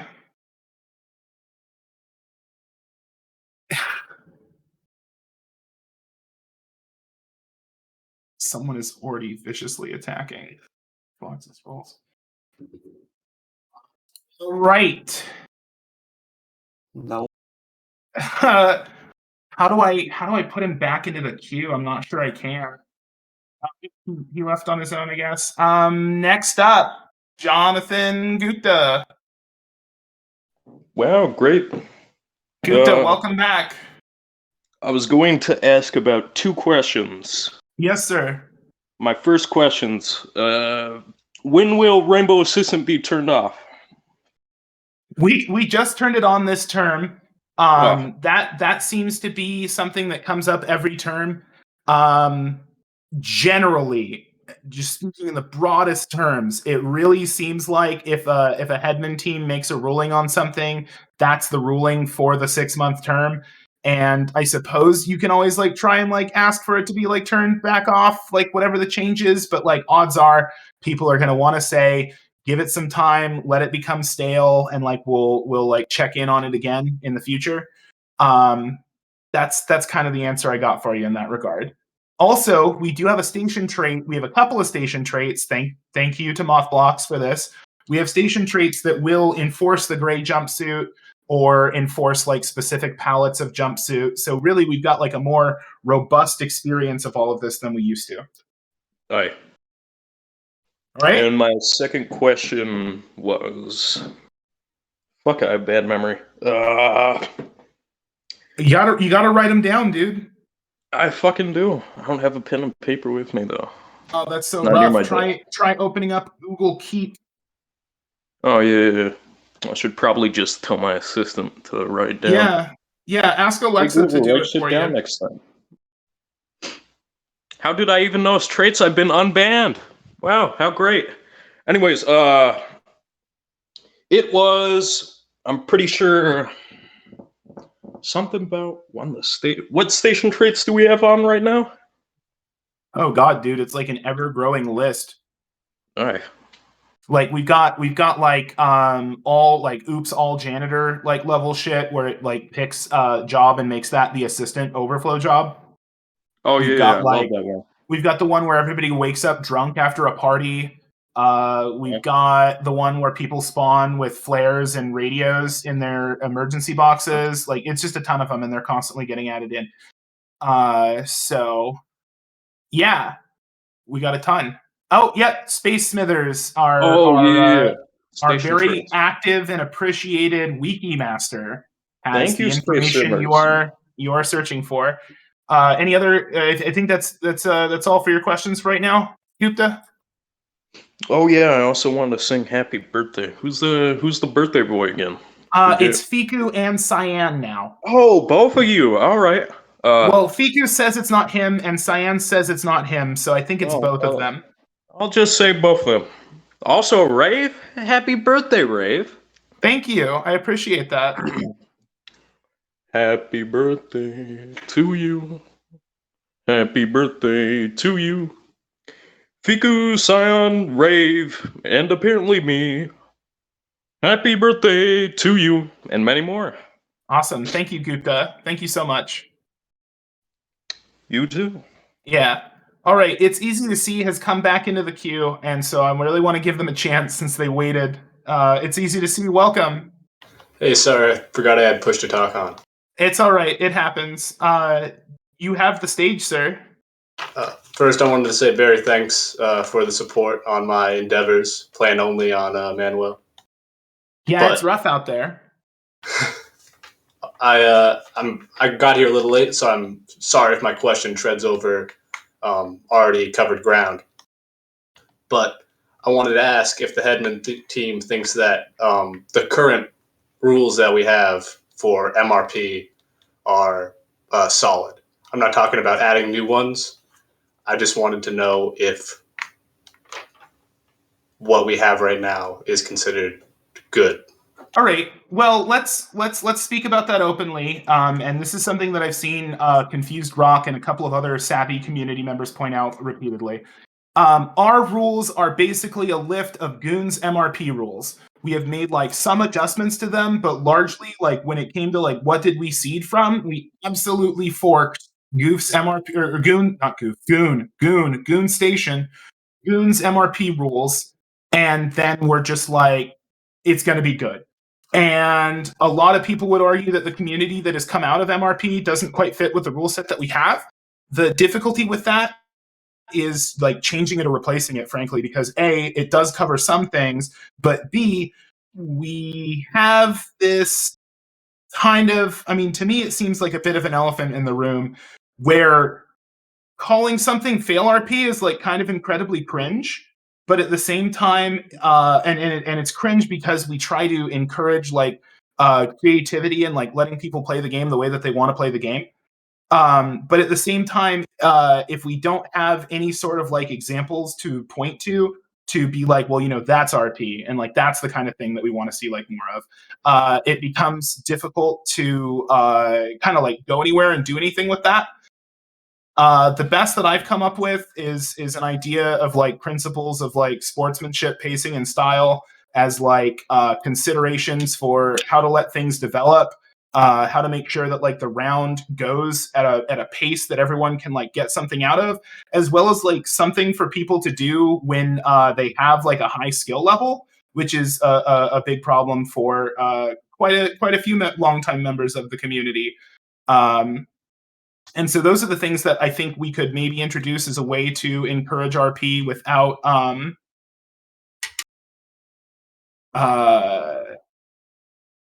being restrictive towards people. But it's you know, not something that I'm even sure we can like put in as the rules too much. I mean, how would you feel personally if you were like boinked by an admin and told that you were like doing fail RP and you got a ban for it, right? Like, and then you're pointed to like a list of things that are good RP. Like, does that sound like a fair or like pleasant experience for you? Well, yeah, when you put it like that, it does sound pretty, bad. I was more so concerned about restrictions on, player freedom, stuff like, I'm not an advocate for valid hunting, but there are a lot of restrictions that makes it difficult for for antagonists and crew to interact with each other, which, less conflict, less interesting stories. It's kind of how I see it. And I think that some of the rules that we have restrict that. Right, and I think one example that I can come up with of an absolute failure of RP that's happening within Manuel and like apparently like fits within the rule set is that if you take a freedom implant and then you break out of your cuffs at any point around sec, they can pretty much just like put you into crit and dumpster you. And that seems like counter to the purpose of getting the freedom implants in the first place. Like there are people who cannot fathom the idea of like letting their like enemy get away from a situation. And frequently they'll have like, you know, gameplay reasons to support it. Like, you know, if I let the heretic go, they're just going to ascend and kill everyone. And like that's hard to like walk away from. But at the end of the day, the antagonists are the round drivers, and it's not so much like security that's like the round driver. And at the end of the day, if the station like blows to pieces, we're getting a new one in like 5 minutes. And having the station blow up from like, you know, at a certain point in the round is like welcome, because stuff obviously gets stale. And I would agree that like you know, we have these RP rules that aren't even getting us like the kind of RP that we want necessarily, right?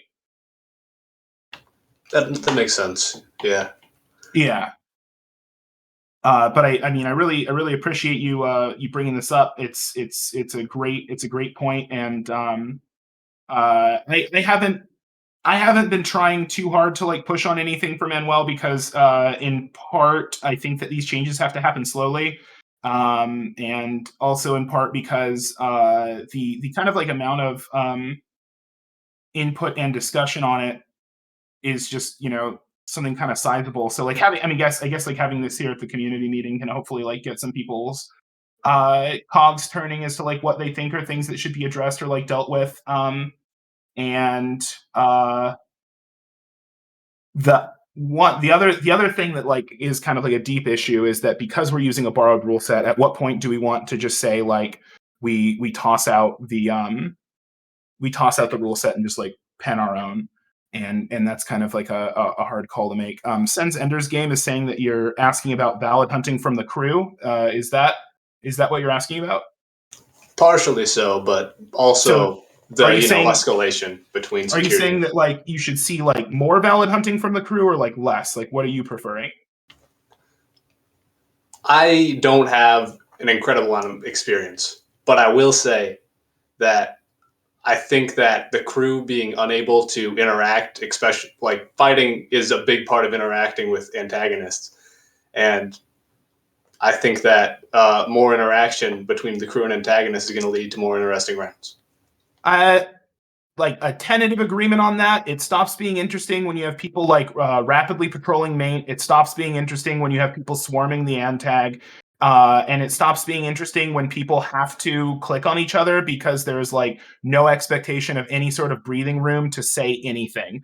Like, if you try to like look at like increasing levels of RP as like the ability to have and tell stories, like I've also seen people compare like SS13's like setting and tone to almost like Saturday morning cartoon levels of like goofiness. And so like at what point did you ever see the Ninja Turtles just fucking bust into Shredder's lair and fucking wail on him until he stopped moving? Like, that might be enjoyable in an arcade setting where like another enemy is on the way to be destroyed, and I know that like Dynamic has set up so that we can get like a steady trickle of like people to chase and kill. But I don't think that's actually what like makes for a good story. You can't just like fucking gank the villain in the middle of their monologue. No one wants to watch that movie. People want to have that as a gameplay experience instead, which kind of comes like to like something I heard like I think like Jeff Kaplan talk about with like ELO on Overwatch, where he was like, you know, people want rounds where they're going to win, but if the situation is actually balanced correctly, you're going to be losing half the time. So people get upset about the fact that they get placed in the position that they're meant to be at in terms of their skill. And so it really seems like one of those situations to me. Yeah, that's accurate. I don't mean exclusively like, you know, honestly, I think the rules that we have right now on ballot hunting are not incredibly restrictive, but I do think they build an atmosphere of players. And honestly, I think that some of the rules are not entirely clear, especially on murder boning, that sort of make people feel restricted to do things that they want to do or that they would normally do, even things that would be, you know, good for role play or, you know, positive. When I say valid hunting, I'm not taking a far stance in any direction, but I think it's too restrictive, basically. Yeah. It really just comes down to like whether or not players are swarming the antags or not. Really, at the end of the day, like I think that, and also we have so much room for bending the rules when people are role playing about it. And so let me clarify this. I think because this is what I think is like a part of mechanical RP and like style to an extent.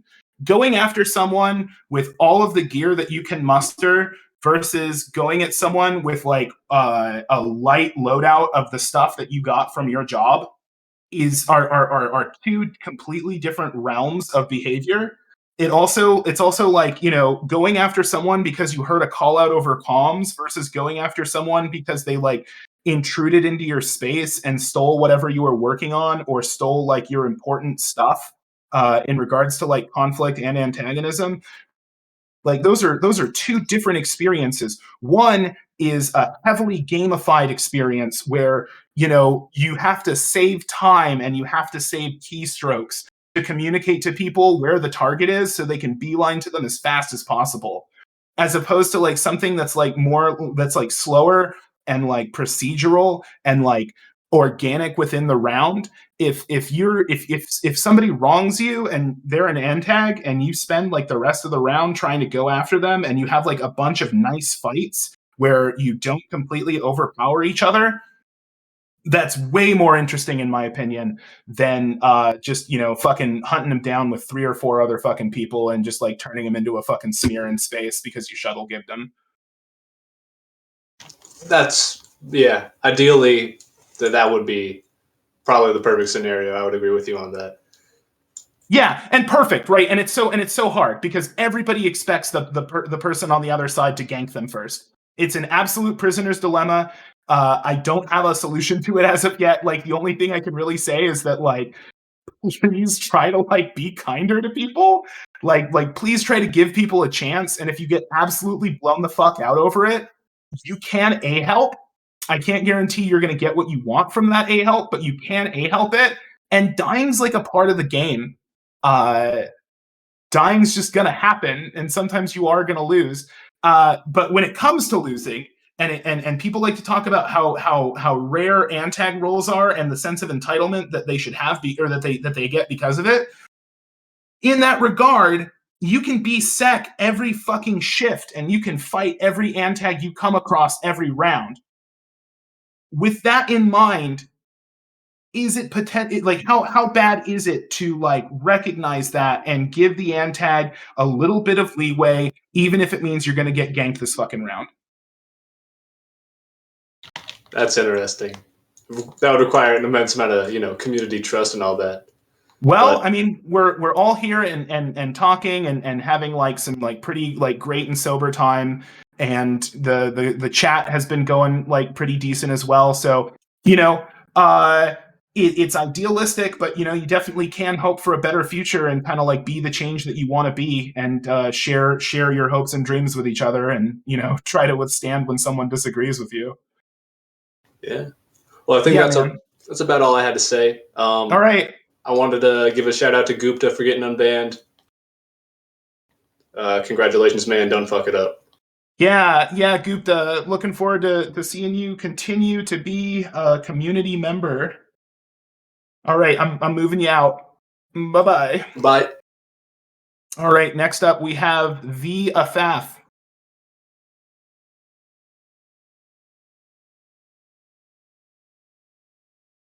Afaf, welcome.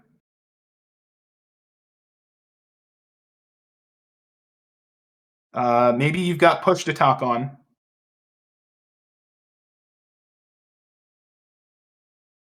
He's using TTS. Is he using TTS in voice chat general?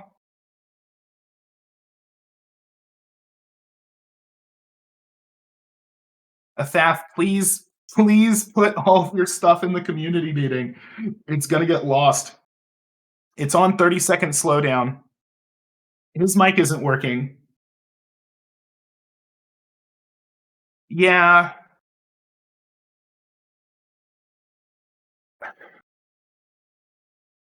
Well, I mean, I was thinking that in the 30 seconds that you have between posts, you could like write out what you need. let me see if I can do a specific permission for Athath. No, because it's slow mode. Okay, I guess I'm gonna chill slowdown out. Slowdown's on 15 seconds. Be good. He has just one question.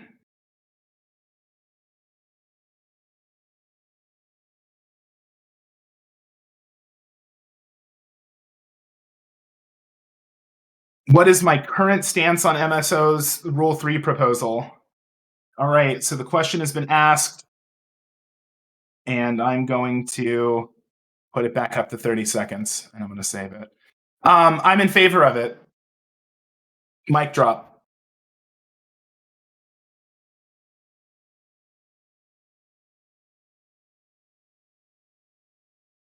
If any other headman wants to comment on that, they're welcome to. Orchian asks, what is his Rule 3 proposal? This is actually something I wanted to bring up as a part of the community meeting. So it's very nice and cool and good that this has occurred. Give me 1 second to find the thread in policy discussion. And here it is.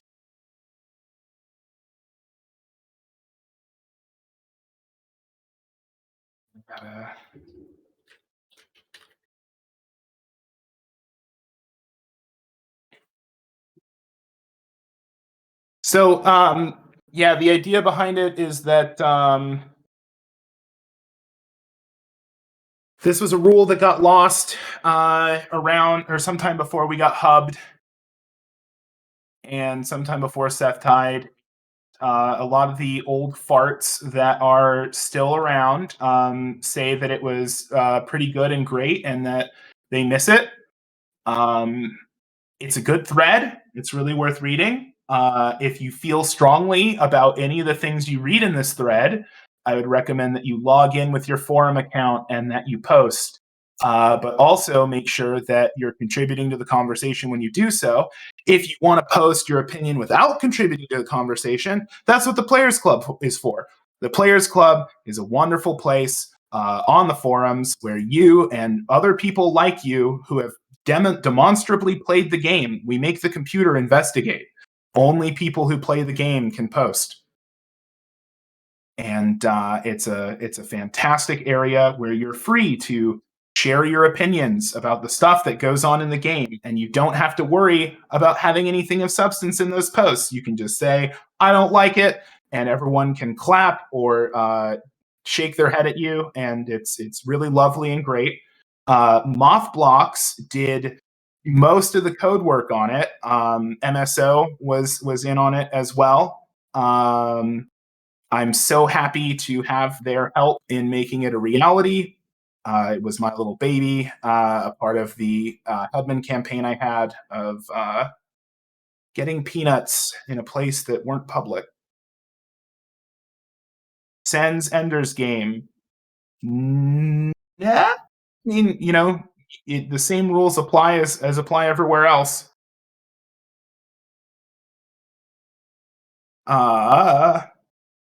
So Tattle and Nameless. Thaf asked a question. Did you guys answer him?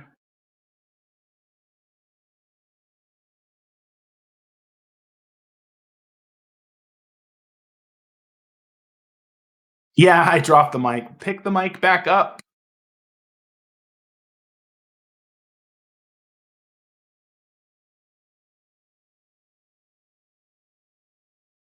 Oh no. All right. Well, Tattle has said that on paper Rule 3 is likable, and NamelessFairy cannot respond. So, oh wait. If a serious response is needed,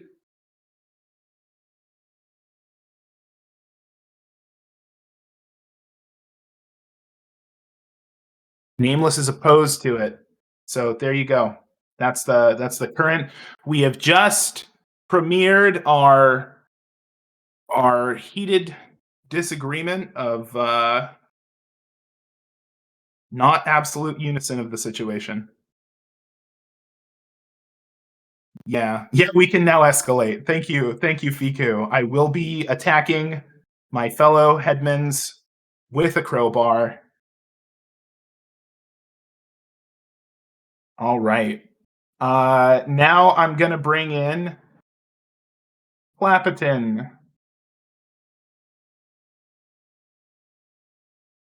Clapperton to the stage. Oh, there I am. Oh, Jesus Christ. Hello! Hello, Clapperton. Jesus Oh, fucking Christ. hold on. Okay.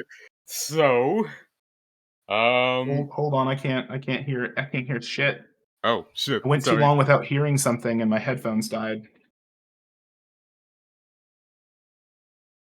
I'll Okay. wait. Now I can hear you. Okay. I wanted to. Okay, so I had two things.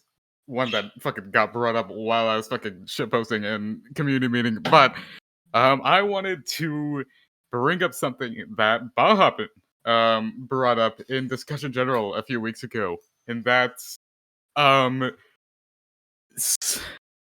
giving well, sorry, not really sure how I can word this. Admin trainers getting getting kind of I guess quote unquote elected by players. Like they're still selected by headmans, but players kind of get a say on who gets to be admin trainer. And I kind of wanted to bring that up here just to see what concerns could look like. I think that's pretty interesting. You could just, give your thoughts on that. Yeah. It would definitely be like a strong server culture move to have the Nameless isn't a fan. I think it could potentially have problems in terms of just like reinforcing like server culture in a way that might be negative. But I mean, the ATs have to be nominated from existing admins. Was that Baw's suggestion? Yes. Like, headmans still get to pick who gets to be admin, but players get a say in who actually becomes admin trainer. Sorry, no wait. Headmans select admin trainers, but players can like veto that decision, if that makes any sense. Yes, it is my bird. Her name is Calypso. She's a great parakeet. She fucking hates me. Anyways, Yeah. Well, geez, a lot of chat says that they are not a fan. yeah, I figured. I kind of wanted to bring that up in a more professional setting. Yeah, I can promise that I'll do it in my brain meets. Yeah. Yeah. Nameless is saying player won't vote based on who has demonstrated the best traits for training admins. They're going to vote for their favorite admins. And in one fell swoop, Nameless has made me feel very insecure about my position in this headman team. Thank you, Nameless. Host vote. Host to bring up. Yeah, that Mothblocks is making a good point. Admin trainers are in part considered for their engagement in threads that are not visible to the community. Specifically, the admin suggestion thread where they can, make suggestions about the situation as opposed to like trainer bus. That's a very good point. Okay. Yeah. The other thing I wanted to bring up was happy birthday, Fiku and Cyan and Rave and Gupta. Happy birthday to all of them. That's all I got. See ya. All right, thank you. Next up, we have Goof's #1 fan. Goof's #1 fan, to the stage, please. Hello. I would like to discuss, I believe it's a Headman ruling on weapons of mass destruction to counter antagonists. Yeah, that's currently open, right? Yes, We've is got a that- policy discussion for that. Am I allowed to discuss that, or? Yeah, yep, nope. Current policy threads that are open are on the table. Clarification from policy threads that are closed are on the table. Like, yeah, All go right. for it. I feel it's a bit vague. It's kind of focusing on max caps and TTV bombs, and it sort of specifies that if you use an explosive device in the context of a suicide bombing, and it's automatically griefing, which I don't feel is entirely realistic or to situations that can arise from explosives, perhaps like chem grenades or 358 bombs. And I feel maybe that should be clarified or updated a little to be something along the effects of, I don't know, perhaps it giving is a major problem with suicide bombs, and that's one of the main things that will make you that makes it griefing, because I've asked admins about it on Manuel, and it's they've said that giving is a major problem with using explosives as a non-antagonist, and that I should not give anyone. So I just want to hear your thoughts about it. So how much of this are you specifically looking for, like MRP response on? To be honest, this is more this. Well, it's not an MRP ruling; it's more a general ruling. So I'd say a general application because it can apply universally.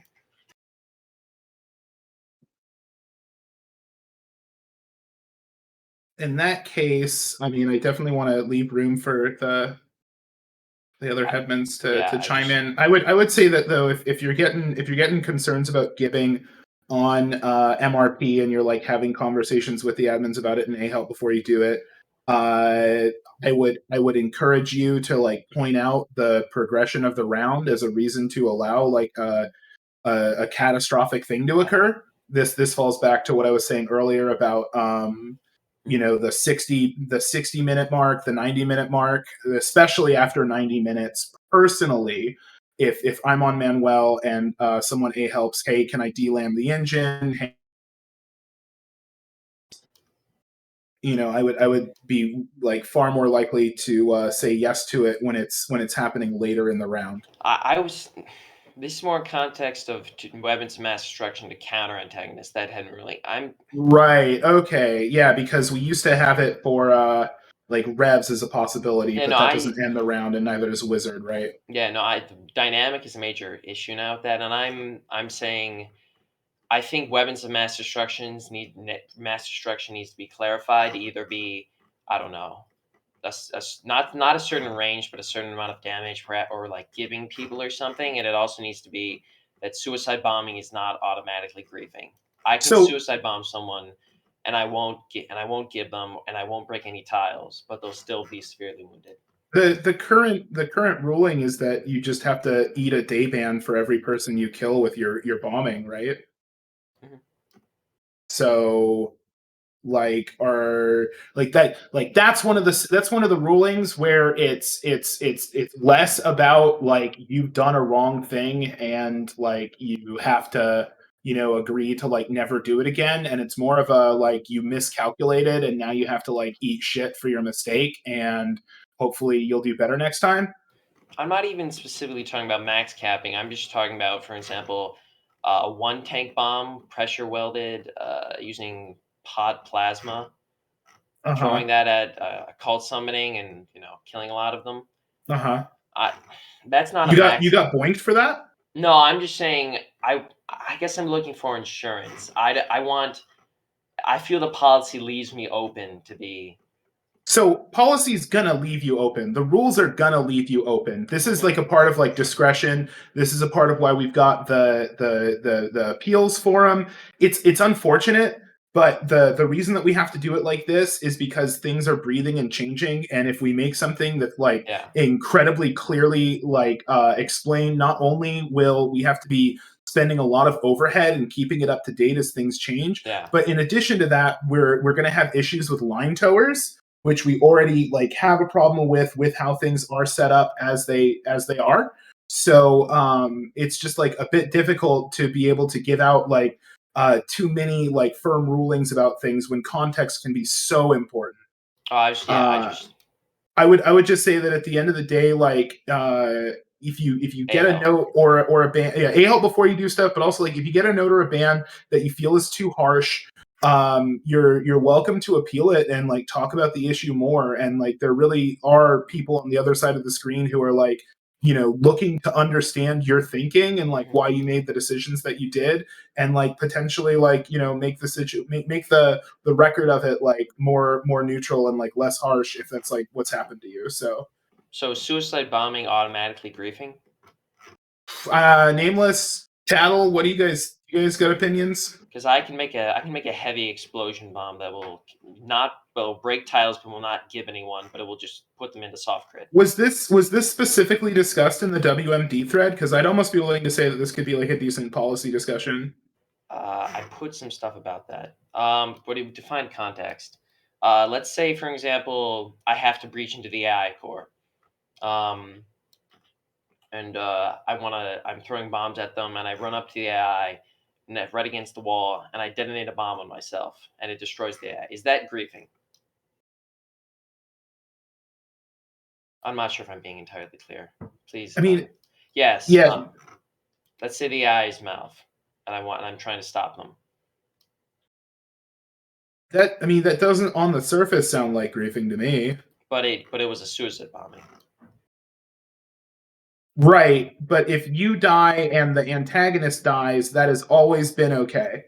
But what if I take something? Yeah, okay. Then you might have to eat a day ban for it. Yeah. The issue is the damage that you cause in your explosion as a non-antag. Specifically, because is giving specifically the thing that makes you eat a day ban, or is soft critting? Because if I soft crit someone, am I going to eat a day ban? I mean, I think we literally frame it as kills, so it would be like death. So, you know, death, gasp, and further. Death, gasp, and further. If I survive it and I revive them, am I still? I don't know. Just what does that do to the? So I mean, if you're suicide bombing, you're probably not going to survive it, right? That's true. Yeah. But there have definitely been. Let's say they hid the guy's body, and I've just been like, hey, you know, if you go and get that guy's body and deal with it, I don't have to ban you for this. And they're just like, yeah, I'll go like handle that. Yeah, someone's pointing out that you know, succumbing has always been a tricky point. If somebody succumbs on you and then tries to use that as you killing them and it being like unwarranted, like that's actually not chill. You can't just succumb and ape help. That's not how it works. Because I don't particularly use 5, 10, 20s ever. I consider them to be way too large to be ever useful, except as, you know, murder boning. Mm-hmm. What I'm more talking about is small bombs that will hurt people, and I think your your answers really helped. But I don't know. I just think it's a gray area that's, you know, between completely obliterating an area and not bombing. So thank you. If you feel that there's a gray area, I absolutely recommend you make a targeted policy thread specifically addressing like the issue, especially if you feel like it wasn't addressed in the wake of like WMD discussion. Just because you know, policy threads do work well when they are like, you know, honed in on and targeted into what they're trying to address rather than being like an open and broad thing. Anyway, the queue is built back up, so I'm gonna get some other people in. Thank you for talking with us, Goof's #1 fan. Yep. All right, Moth Blocks, you are up. Yeah, okay, I didn't even put me in. I think I had to click on it. Anyway, so I have a topic, and then I have something else I want to bring up, just in case I have time. Otherwise, I'll requeue. I was wondering what you have on your mind for admin burnout. So I think it was like 2 weeks ago, maybe 3, but like in this month, we had like 3 of our most active civil admins just retire. Obviously, I'm not stopping that, but I do think it suggests something about admin burnout in general. It's very easy to burn out. It feels like we don't have a lot of resources for knowing how to deal with it, knowing how to see that it's coming or whatever. I was wondering if you had any thoughts in general about how admin burnout has come up on your mind.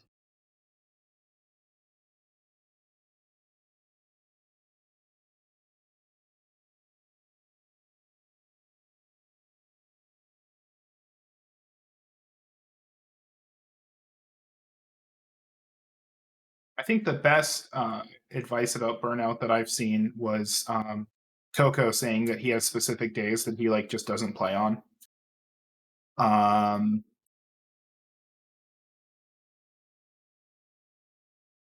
Sometimes it's just like life stuff as well. Because I think burnout comes with like some pretty specific like telltale signs and behaviors. Like there definitely is like I know I should be playing the game, but I don't want to play it, like kind of stuff. But then there's also like you are like people can become like excessively like brittle, which can like cause like hostility and helps, and I think that's a form of burnout as well. I think that I would agree that we framed burnout as a personal responsibility thing. And the real advice that we have in regards to it is come back and play the game later. Like just take a break from the game. One thing that I personally recommend against burnout, and this is a general thing that applies to like players and admins, is just try to focus on meeting like new people. Like just try to focus on like having like engagements with like friends you have, and like also like take some time to like get to know the people who are new faces around, because that's one of the things that like really changes faster than you think. And I've seen a lot of people who were like, "Oh yeah, I remember SS13. Like I remember being a part of TG Station," and they try to like come back home on that, and then they find that they're not really interested because all the names that they knew are gone. And I've definitely seen people cite that sort of thing as a part of why they feel burned out. So I know it's hard to make new friends. But at the end of the day, we do have new people coming in all the time, and I've managed to just like stand around like an idiot on a couple of shifts and have some people who I've never met before been like, "Hey, we're going out into space, and we need a mime, so come with us." And it's just like getting dragged along with people I don't know, and they don't end up killing me, and it's just like, wow, new people to hang out with, new people to interact with. Do you think there's anything as head admin that you could do to lessen admin burnout? Ooh. That's not rhetorical either way. I have no idea. Yeah, so I'm wondering if it's ever been something on your mind. It's so tough. Like,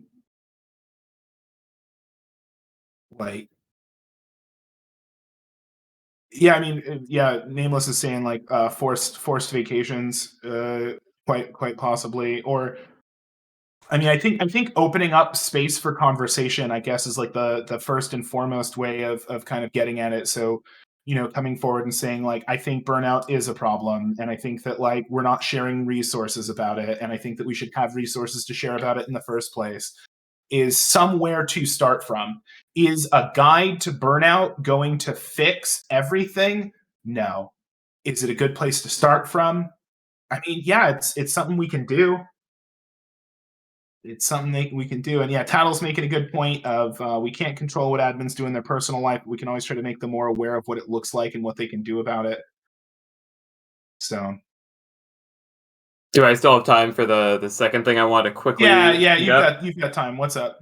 All right. I said in an admin chatter, I asked Oranges if he was interested in letting me lead a coder meeting like this, because this is obviously just like a policy discussion or whatnot. He was okay with it. I want to know if you were interested in setting that up, because I can't set up like stages or whatever. Yeah, so I guess this is like talking a little bit of back end behind the scenes stuff, but basically we have community features enabled right now. Only MSO can throw the switch on those, and he has made it clear that he's only willing to have this enabled like at scheduled times. So if you guys want to get a firm date down, a firm date and time, we can add that in as an event. And then when it comes down to an hour or so before the event starts, or whenever is a good time for MSO, I guess, but you can start pinging him towards the event and being like, "Hey, we need you to throw the switch." And it's not hard to set up one of these community meetings. And I think that admins actually have like a lot of ability to edit and configure them as is. So, but if not, it's a pretty I'm easy gonna help. choose a date right now. Then you ready? Yeah. I'm gonna choose 10 days from now. I'm gonna choose February 15th. It's a Tuesday.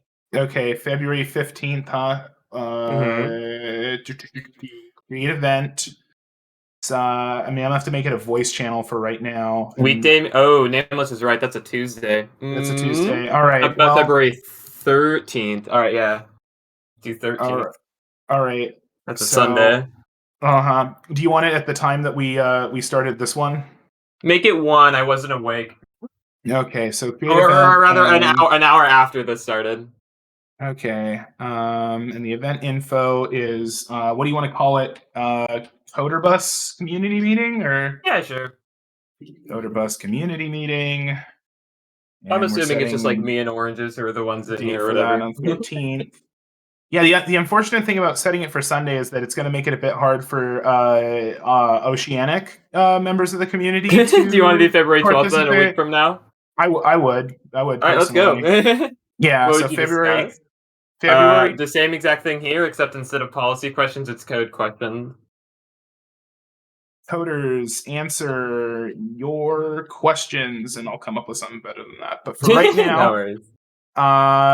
Create event. The event has been created. People can RSVP to it right now. Post it in the community meeting chat. Yeah. Get the gonna get the link for that. There you go, guys. You can RSVP for the Coder Bus community meeting in 1 week. Woo! Look at that. Say what you will. I just got Hedvin to decide on something in 5 minutes. Yeah. Melbert is requesting queue for request to speak for whoever's involved. Whoever's doing that. Oh, no, in the Coder channel. Never mind. Anyway, Mothblocks, you got anything else? Nope. Oh wait, no. I want to wish a happy birthday to. I'm gonna scroll up. NamelessFairy, Tattle, Magma Exploiter, Oranges, Magma Exploiter again, Ocelot, Shadow Miss 909, Gupta, Melbert, and Sweet Daytona. Those are the people in the chat when I froze my screen. All right, goodbye. Bye. Oh yeah. Moth, you recognize makes a good point. Okay. If you check our events at the top of the screen, you're gonna see that Mothblocks is going to be speaking about SS13 at GDC Monday, March 21st. You should RSVP to that if you haven't already. What's the emergency question, Nameless? Why have we not pressed the start meeting button? Woo! Let me start that meeting. I'm not going to let everyone know the event is starting. The stage is already open, it says. So I guess I started it. All right. Next up, we have the longtime head coder of TG Station, Oranges. Oranges, welcome. Thank you for the introduction.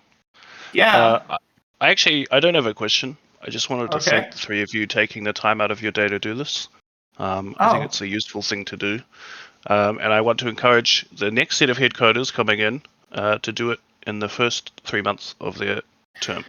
Yes, definitely. The next term should get a community meeting done way sooner than we did. This one is pretty much at the end of the term and is largely thanks to NamelessFairy for staying on me to get it set up and to MC it like this. So thank you to NamelessFairy for being the push to get this done.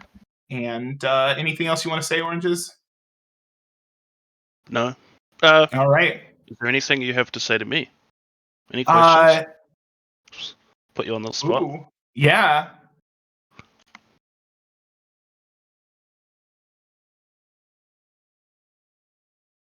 My favorite recipe is pavlova. Easy question. Nice. And that was invented in New Zealand. Yes. Not Australia.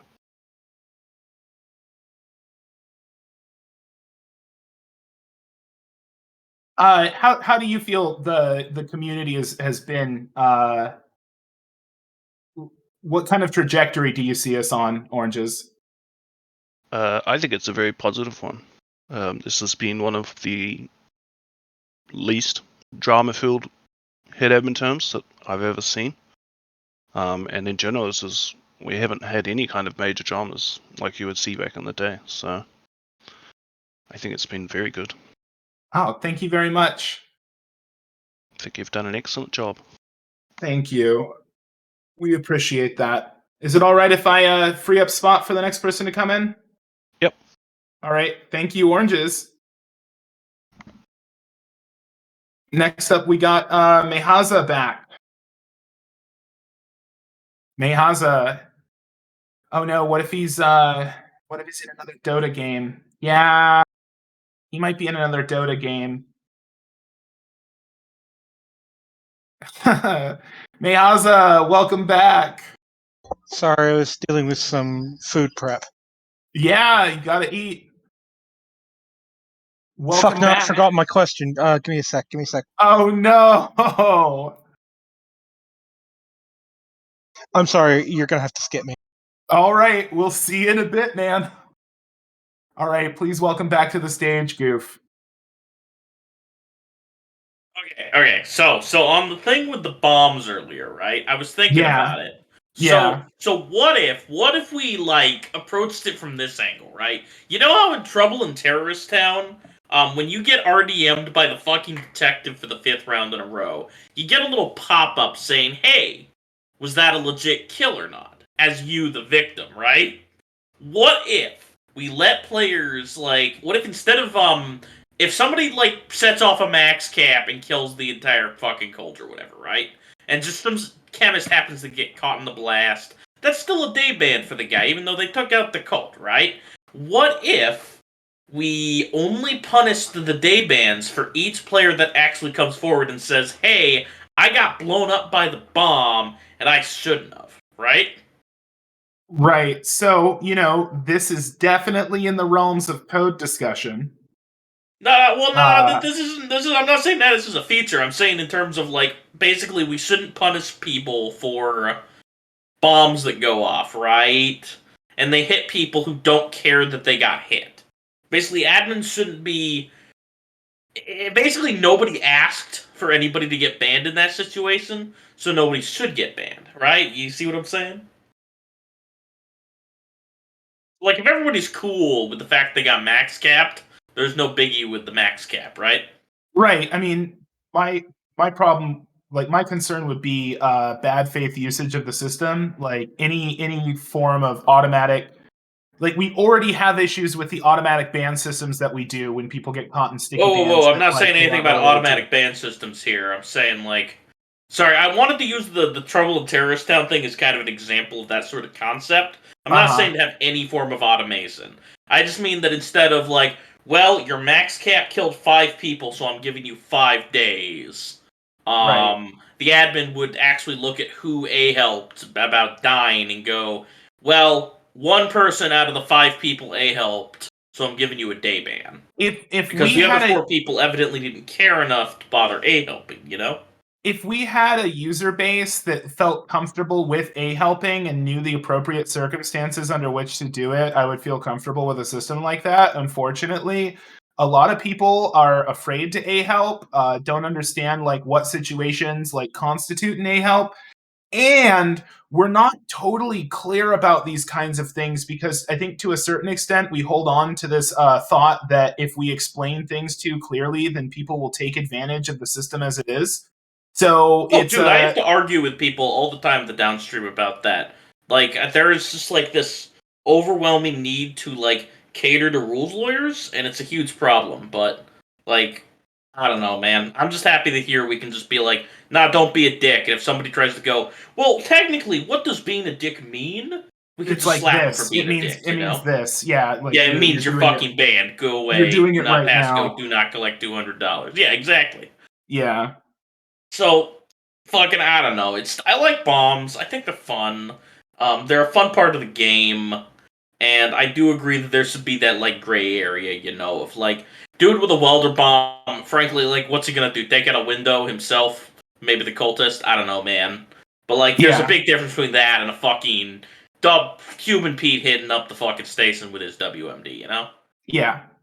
Yeah, definitely. Hey, And I remember mean Cuban that's Pete? part of where like the Man. rule of cool You know, comes we should in. make sure the fucking Cuban Pete bomb out of the arcade machine still doesn't max cap. Has anybody tested that recently? When was I the last time certainly somebody haven't. emagged an arcade machine? Yeah. All right. Oh, Anyways, and that was my question and pits. Hopefully, all May right. has remembered what they wanted to ask. Yeah, JoJo we'll is see. just about done. I'm testing it right now. We should be ready to go for a test merge pretty shortly. I got all kinds of fancy new features in this edition. I think players are gonna love it. All right, sounds Namely, everybody gets a stand this time. Absolutely Fan- nobody misses out on getting to stand. See you guys. Fantastic. Sounds good. All right, so I guess I mean there is a moment here to just kind of like take a second and be like, hey guys, you know, you can a help for stuff. Odds are that if you're making like good faith a help, and you're not just doing it to like be annoying or a dick, like there's really no problem. You have a question about how the game works. You're not sure if something's against the rules or not. You can a help these things. The only situation where it's going to get you in trouble is if you decide to use the urgent a help feature for shit that's not important. If someone's like actively griefing or like going on like a murder bone spree when like you are 1000% sure that they should not be doing it. Or I mean, for MRP at least it's like a little bit more clear cut. But the problem thing is like, you know, if you see something and it's pressing and you want to say something, we do have the urgent help a help relay for that. If it's something that you know can live to see another day, or it's you know not like immediately pressing, you can a help. We're here to answer questions. It really isn't like too much of a problem. And then to answer Timber, is there room to spread awareness about how admins operate, how we enforce the rules, and the kind of scenarios that we see? I hope. I mean, yeah, like if you want to like try and put together some sort of primer for things, you're welcome to. The difficulty is just that you know some people are going to use that information to see what they can get away with, and that's unfortunate. It's obviously not going to be most of the player base, but it's going to be some of the player base, and so any form of kind of like preparation for like that eventuality would probably be like a benefit to the situation. All right.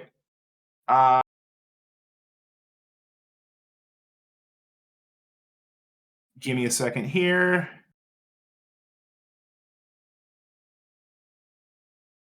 All right. Omega Dark has requested the stage. Incoming Omega Dark.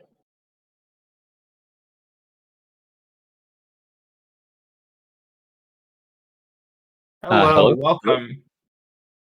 Okay, there we go. I had to accept at the top of the screen. So before we start this question, I'd like to say that I am one of the admins who got brought on through the admin applications on the forums, and I think that it's a really good system. And it kind of ties in with my question here about players being able to reach out to the admin team in hopes of joining. Because prior to this, the main system was just trainers, you know, watching people saying, "Hey, you want to join?" And that's if a trainer finds someone interesting enough to, you know, want to join the admin team if they think they're going to be a good fit and all that.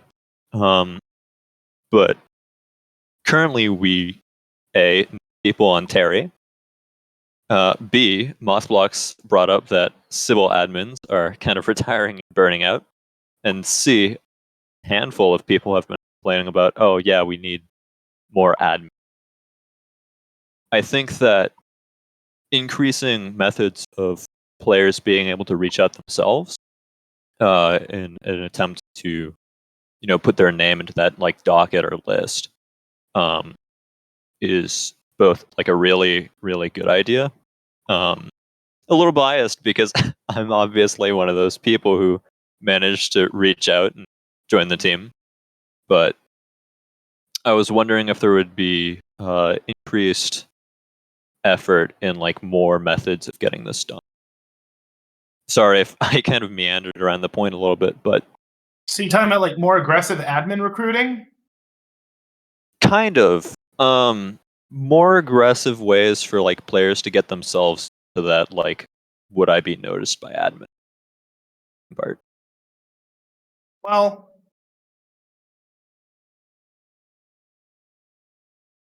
Like because the trainers, we've already got that reach out on the forums. We've got the section for players who are interested to put their name forth.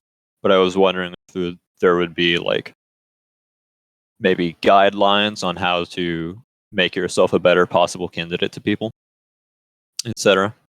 Yeah. Yeah, as Tattle's saying, you're more likely to be noticed if you're active in the community, and so participating in the Discord, participating in the forums, on the GitHub. These are all ways that like so. If someone isn't aware of the fact that they can apply for admin either through word of mouth of the community members around them or their own investigation of the forums and like parts of the community, to what end are they ready to be an admin in the first place? We do have trainers like keeping an eye out on servers, and we have moved away from a model of having to be asked, not allowing yourself to like put yourself forward.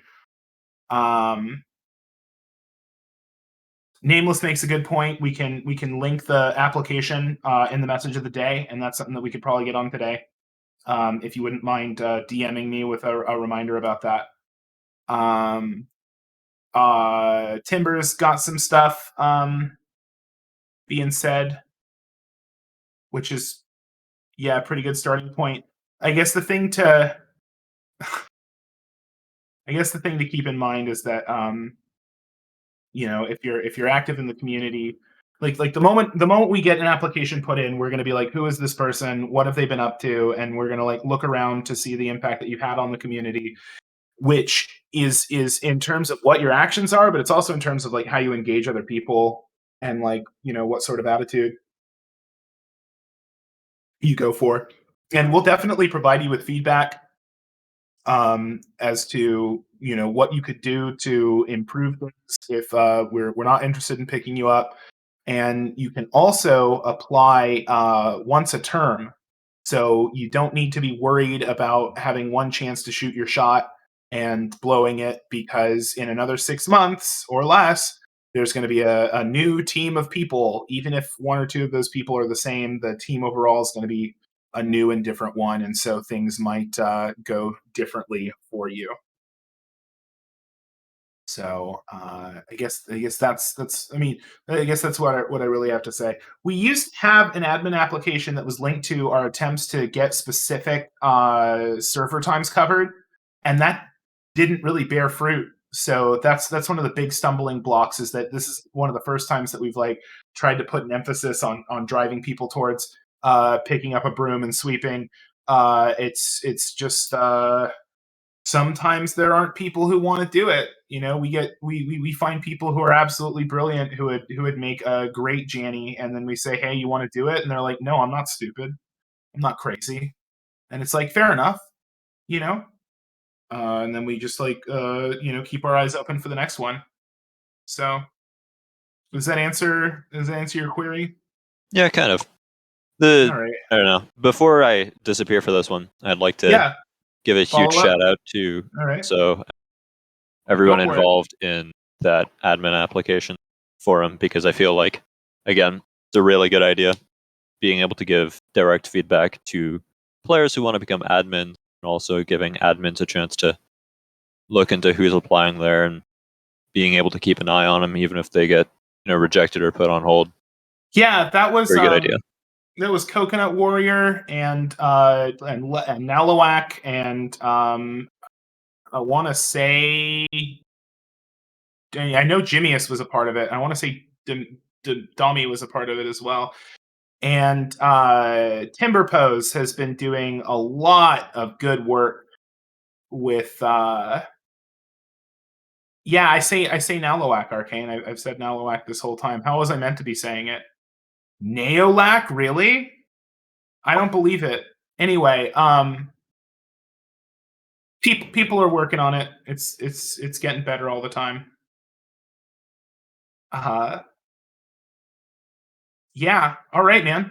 I'm gonna open it up to the next person. All right. Gomi. Paging Gomi. Gomi to the stage. Hello, Gomi. Hello. Do you hear me? We hear you. Good. I have a single question. It's very stupid, but okay. So, do you think the Coders community event that's coming 13 this month, do you think it will evolve into another community meeting? I think that's the point is this kind of situation, but instead people are asking the coders stuff. Head coder A says no, but I expect it to devolve into toxicity. So there's that. I would think you're going to be able to ask a lot of the kind of questions that we dodge here because we can't make any firm code stuff. So I think if you have any questions about. And Mothblocks is saying it would be the same thing as this. So there are your coder responses, and Mothblocks says, except I'm answering questions about code. So I hope that kind of paints a better picture for you of what the situation is. Sound good? Yes, I was simply curious. All right. So, gotcha. Good day or night, wherever you are into work, and have a fun meeting. All right. Thank you, Gomi. Okay. Next up, we have Next. Welcome, Next. Calling Next to the stage. Hey, how's it going? It's going good. How's it going with you? It's alright, it's alright. So, I was gonna ask 2 or 3 questions if I have the time. First, there was a discussion with a lot of admins yesterday when I brought up the escalation rules about ghost trolls and how can they escalate. Some were saying ash lizards can invade the station, or some were saying they're they have relaxed escalation and defend their territory. It would be good to hear it from you. Unlike a broad, like generalized experience of like ash lizards. From my experience, it's been that they're welcome to be hostile or curious on Lava Land. If the tentacle is destroyed, they're free to get revenge, and that if somebody's guarding the tentacle, then they can go station side. A kind of specific clarification that I would say in terms of just like style and sportsmanship on it is that having like ash lizards go up and like ganking individual people and then dragging them back down to Lava Land to sacrifice to the tentacle makes way more sense from like a thematic like gameplay experience than just going up on the station and killing everyone you come across because you can. So that's the kind of stance that I have on it. Tattle is pointing out that they are not free antag, and their number one goal should be to protect the tendril. So, all right, yeah, that's more or less where I stand on it. And I think it was for MRP that we had like rulings that were in regards to like they can cause like chaos, but like they can't like go and like plasma flood or delam the SM. Like that doesn't really like fall within their sort of like wheelhouse and motivation. The other ghost trolls, how about them? Cyan says that's not an MRP ruling.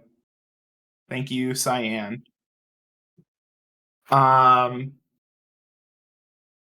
Golems don't really have as much to be in conflict with humans about as ash lizards do, especially because they don't have a Kendrill, you could maybe say they've got the guy's cape that they care about, but I don't think I've ever seen a golem care about that cape aside from breaking in and getting it for themselves. So golems like largely don't really have much of a reason to get into fights. But yeah, if they should be peaceful until provoked, and they really shouldn't be going on the station unless there's like a narrative reason that's like going into it. All right. All right. Then, if I have the time, I'm gonna ask more questions. Yeah. So with the motus, getting merged, we see more and more purge AIs or special AIs, and the thing about the silicon policy is that if you change an artificial intelligence's laws, you're responsible for what it does, right? Yeah. But we have seen on Terry on a lot of occasions that changing the laws of AI made AI die or its borgs die, and they were just following its rules. So who's to blame there? And you're making someone getting removed from the round by changing his laws. Either it's someone else or it's the AI, and usually a captain or an RD does this, by changing its laws. So who's accountable for silicon deaths? Yeah. Tattle's asking the AI gets round removed for being purged. I'm going to defer to Tattle on this, as they are the Silicon headmen.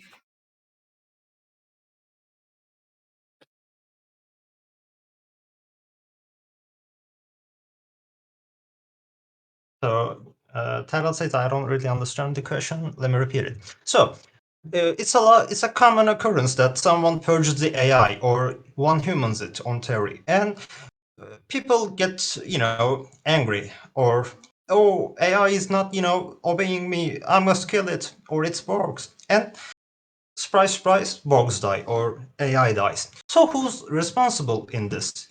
People get round removed for playing AI or Borg just because someone changed their law, and if that someone is captain or RD, they're within their rights to change their law. And it just goes unresolved, and lots of silicons die on round removed for no reason. What is the policy on this? I see a lot of people saying silicons dying good. No, blue pill that, yes. No red pills, blue pills, please. Thank you.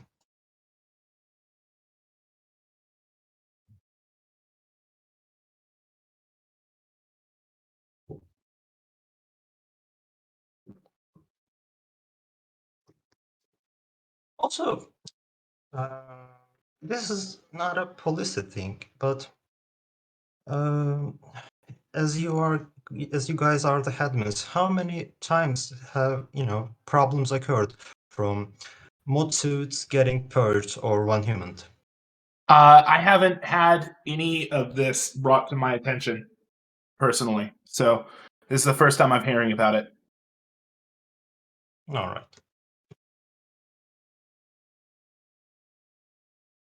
So Tattle says, I would say the captain in this scenario lead to AIs. So is this a general policy that if you make a silicon get round removed, you are responsible for it?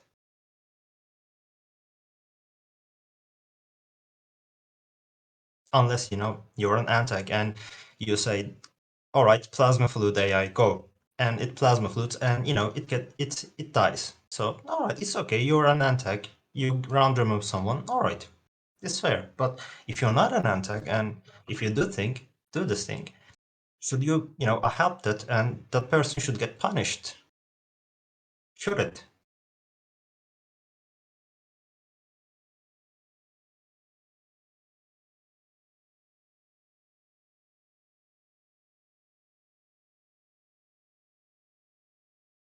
this question is not for mod suit AIs specifically. It's for static AIs, round start AIs, or Borgs in general.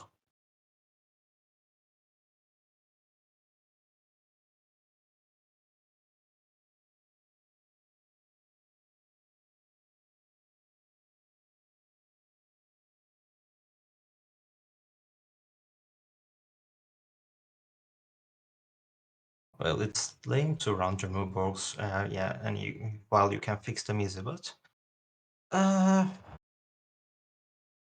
people, press the funny button and kill them easily. Wait, that was changed. My bad.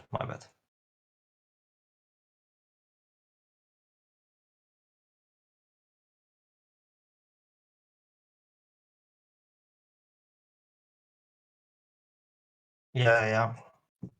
There's a fear about that.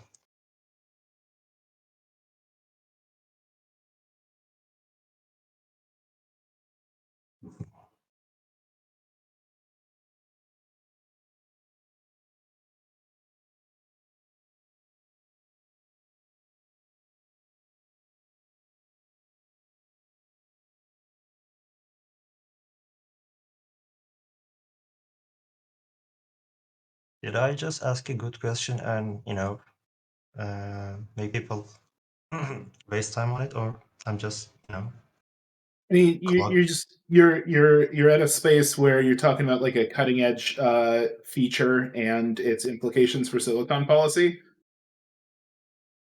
And Tattle is the one for that. All right. Just making sure if I'm wasting your time. No. This is just a big think. Tattle's saying it might need to be discussed further. So at this point, it's kind of like a thank you for bringing us to our attention. It's a pretty complicated thing. I'm not sure what we can do to give you a solid answer right now. Tattle, do you think this is like a policy discussion topic? Then I should open discussion about it. All right. Yeah, might be worth talking with Terry people about it, Tattle says. All right. Oranges is saying it's definitely a problem. We should not allow an AI with Borgs to go into a mod suit to avoid people wanting to purge the round start AI. Which I agree. So you're getting the gears turning. You've asked a good question at a great time. Is what I'd say to you, my dude. All right. Mind if I take you? Yeah, mind if I take you down? Yep. All right. Thank you for your question. All right, coming back to the stage, we've got Shadowflame. Hello. Hello, welcome back. So I just wanted to ask about, so if someone were to name themselves Adolf Hitler on the station, they could be met with multiple reactions, as I've seen. They could be chrono-legionnaire erased from the timeline. They could be adamant smited, like get 100 brain damage and instantly die. They could be valid, killed, or just banned. So I was wondering, which is there any specific type of punishment that admins would like to see when people are doing sort of weird, griefy stuff like that? Is it avoid it and not incentivize it so they won't do anything overly, silly? It says no, quit naming yourself Adolf Hitler. Goodbye. Stop doing that. Or is it if you're gonna name yourself something like that, then you're fit to be punished? How do you guys see that how do you guys feel like that should be executed? So the problem is that to what extent is reacting to it with in-game stuff encouraging it further? That's a part of why you don't see Chrono Legionnaire stuff happening all the time. it really comes down to admin discretion. If they just want to like fuck around and like have a time about it, they're welcome to do so. But of course, they do need to be like considerate about like, you know, is this like the third or fucking fourth time this person has done it? I'm personally in favor of like certain levels of leniency where like maybe the first time you do something to kind of like play it off and like have a chrono legionnaire VoIP them. But if somebody's like coming onto the round like every round with Adolf Hitler, it's just like, come on, man, like we put it around that like you're not supposed to be doing this shit, and like I gave you a pass on it, but now I'm gonna have to ask you to stop, like kind of a deal. But then if someone sees like a chrono legionnaire happen over Adolf Hitler, like what's the odd that someone else is gonna like come in as Adolf Hitler so they can fucking have their own like shenanigans, right? It's just so context and discretion based that really like we can't like put out an official statement on anything aside from like, you know, the kind of concern for spreading it as an issue rather than like addressing it and making sure it doesn't keep happening. Yeah, that is very understandable. It was just because over the past few years, I've seen it handled in multitudes of ways. So Yeah, and I'm sure that like each admin had their own reason for it. I don't think we've come together to have any sort of like firm decision on exactly how like that whole system is supposed to be carried out. So I think it's just something that like discretion is happening with. And that's the other thing is that like, you know, to a certain extent sending in a chrono legionnaire and babysitting them is an event. And maybe the admin's just like not like fucking up for that, or maybe it just doesn't like fit in with their philosophy and they'd much rather give the guy a delete. And that's the thing, you know, people complain about things, you know, about variance within standards and stuff like that. But at the end of the day, we have to keep like the rules like living and breathing, because if we do solidify them to the point where, you know, there's like no room for interpretation or there's no room for like personal choice in the system, then ultimately we are the ban bots. Like, it can be unfortunate that you don't know how you should be acting when you hit Ahu and look at who's in, but really you should be like asking yourself how you should be behaving, and like you should examine like the concern you have for like being observed. I know that's not exactly like the greatest thing to hear, but like, y'all, everything's fucking recorded around here. All of your rounds, they're all on Scrubby. Like, anyone can see what you've been up to lately. So it's something to just kind of think about. Okay, also, I mean, I'm gonna soapbox for 1 second here for people who like to say 1984. We've been living in a post-panoptic society ever since you started carrying that cell phone in your pocket. So we're actually post 1984, and it's actually worse than you had even imagined. All right? So take your normal pills, touch grass, get some exercise, and you know, someone's always watching. well, thank you for. Yeah, no, that's it. Oh, thank you for answering my question. Yeah, man, always good to talk to you. All right. We have Goof coming on in. Hey guys, here with two legitimate questions and also an announcement. So, legitimate question number one. The MOTD. It's old as shit. It's still talking about Among Us. It's 2022. I will never stop talking about Among Us. But yeah, updating the message of the day is a good idea. Updated with an announcement about like, hey, Grey Tiding is banned now? Like, read the new escalation rules, something, please. Sorry, is my mic peaking? I can turn it down. One moment.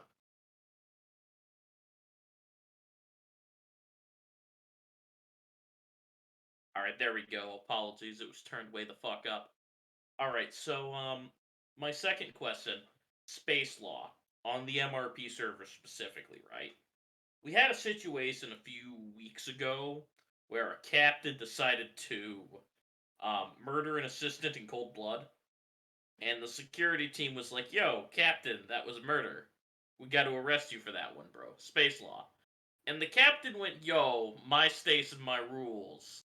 And when we tried to arrest him on the bridge, he purged the AI and went to hide out on the AI satellite. At this point, we tried to get out to the AI sat, and then had to give up because a revolution happened, and then the nuke ops won the revolution with the nuke. Was the captain in the wrong there to murder the assistant and then purge the AI because he didn't want to do a 5-minute brick sentence? Yeah, as Shadow Flame's saying, the captain kind of acted like an antag, and we did just have a ruling where we said that we would prefer to see that people, or we would prefer to see that heads and sec get held to a higher standard in their behavior. So I would say that somebody out by name, I'm not just saying it was Lucas Judge the captain or anything. But at the same time, the actual point there is more, should security just be hunting antags? Because it's a thing on the LRP servers too. If you ask security to handle petty crime, they'll either laugh at you or shoot you and take your stuff. Well, that doesn't sound I asked good. a security officer to help deal with Grey Tide, and they just said Lamau owned, and they flipped. Yeah, I mean, that was in fact owned. I would encourage you to help that as being an example of low effort security play. All right, thanks. My second question. Wait, no, I already asked my second. Right, my third statement is the JoJo pull request is about to go up and is ready for a test merge at your discretion. I'm thinking All Sybil right. or Terry, one of those two. Which server do you think would like it? Well, I think Terry would enjoy it. I also think that Melbert has said that he plans on making use of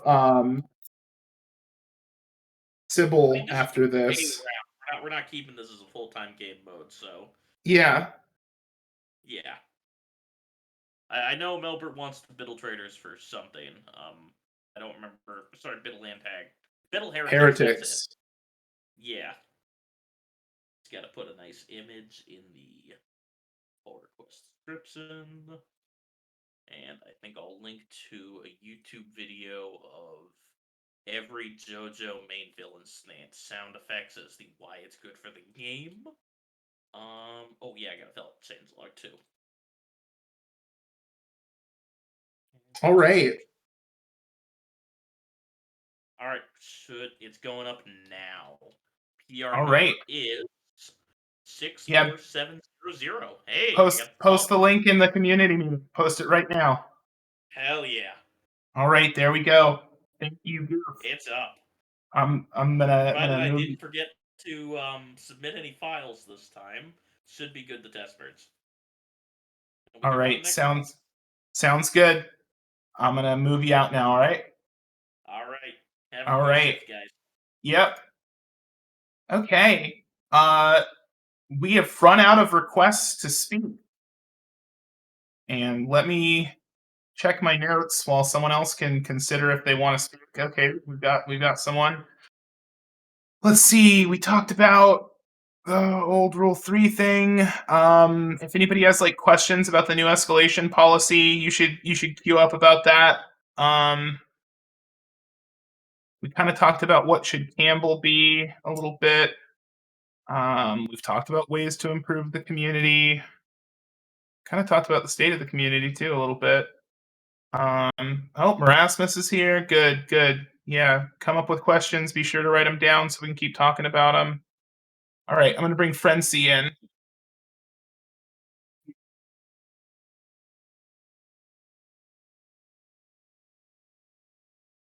Frenzy, welcome back. Hey. Hey.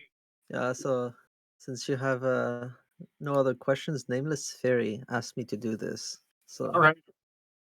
Happy birthday to you, Mr. Modsuit Guy. Happy birthday to you, Mr. Modsuit Guy. Happy birthday to you, Mr. Modsuit Guy. Happy birthday to you. There you go. Happy birthday, Fiku. All right. Yeah. Happy birthday, Fiku. Yeah, and Orange, to answer your question, I don't know. And also get good at EU4. Well, see you later, my guys.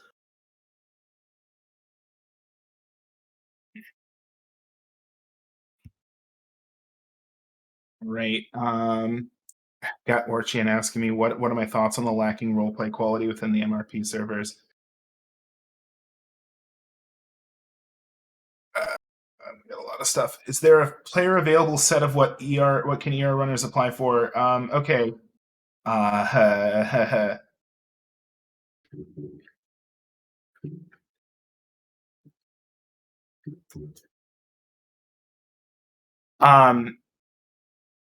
You can apply.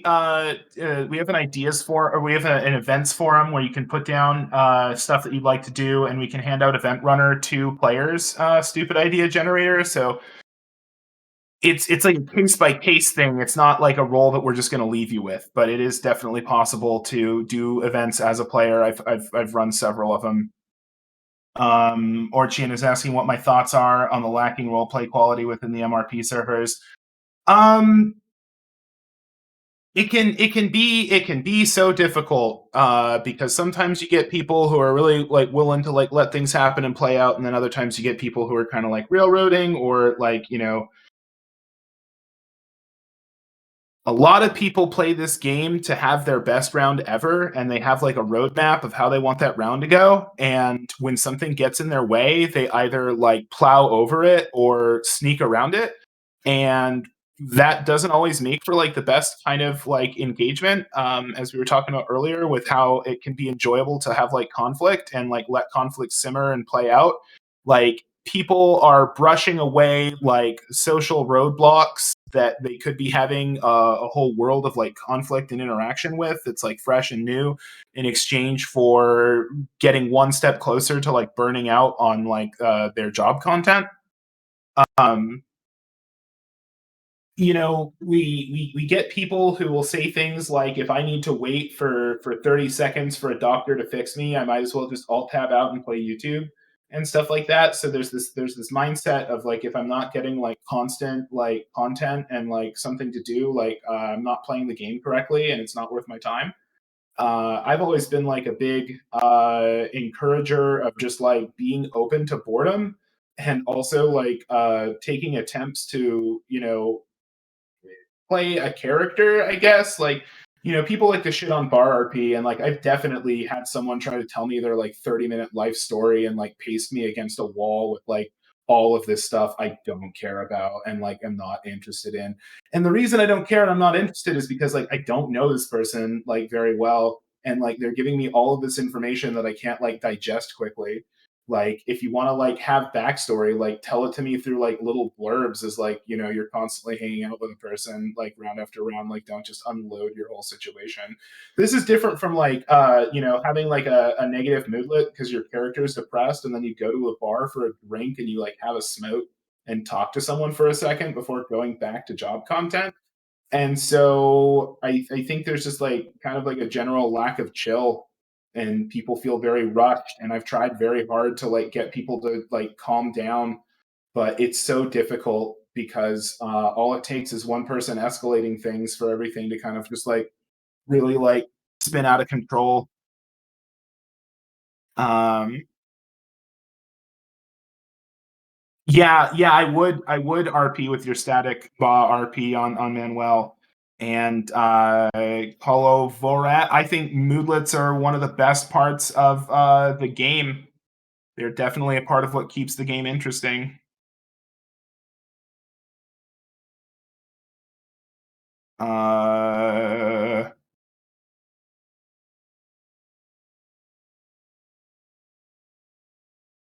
did not say that, NamelessFairy. I did not say that. I think that's answered a lot of the code stuff. Such Dress Card brought up streaming. We ran several streaming trials on MRP.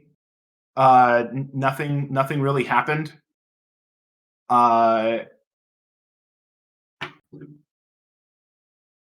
Like, we had a case where somebody said, I'm on the white ship, or I'm in an escape pod, like while a round was ending, in someone's chat.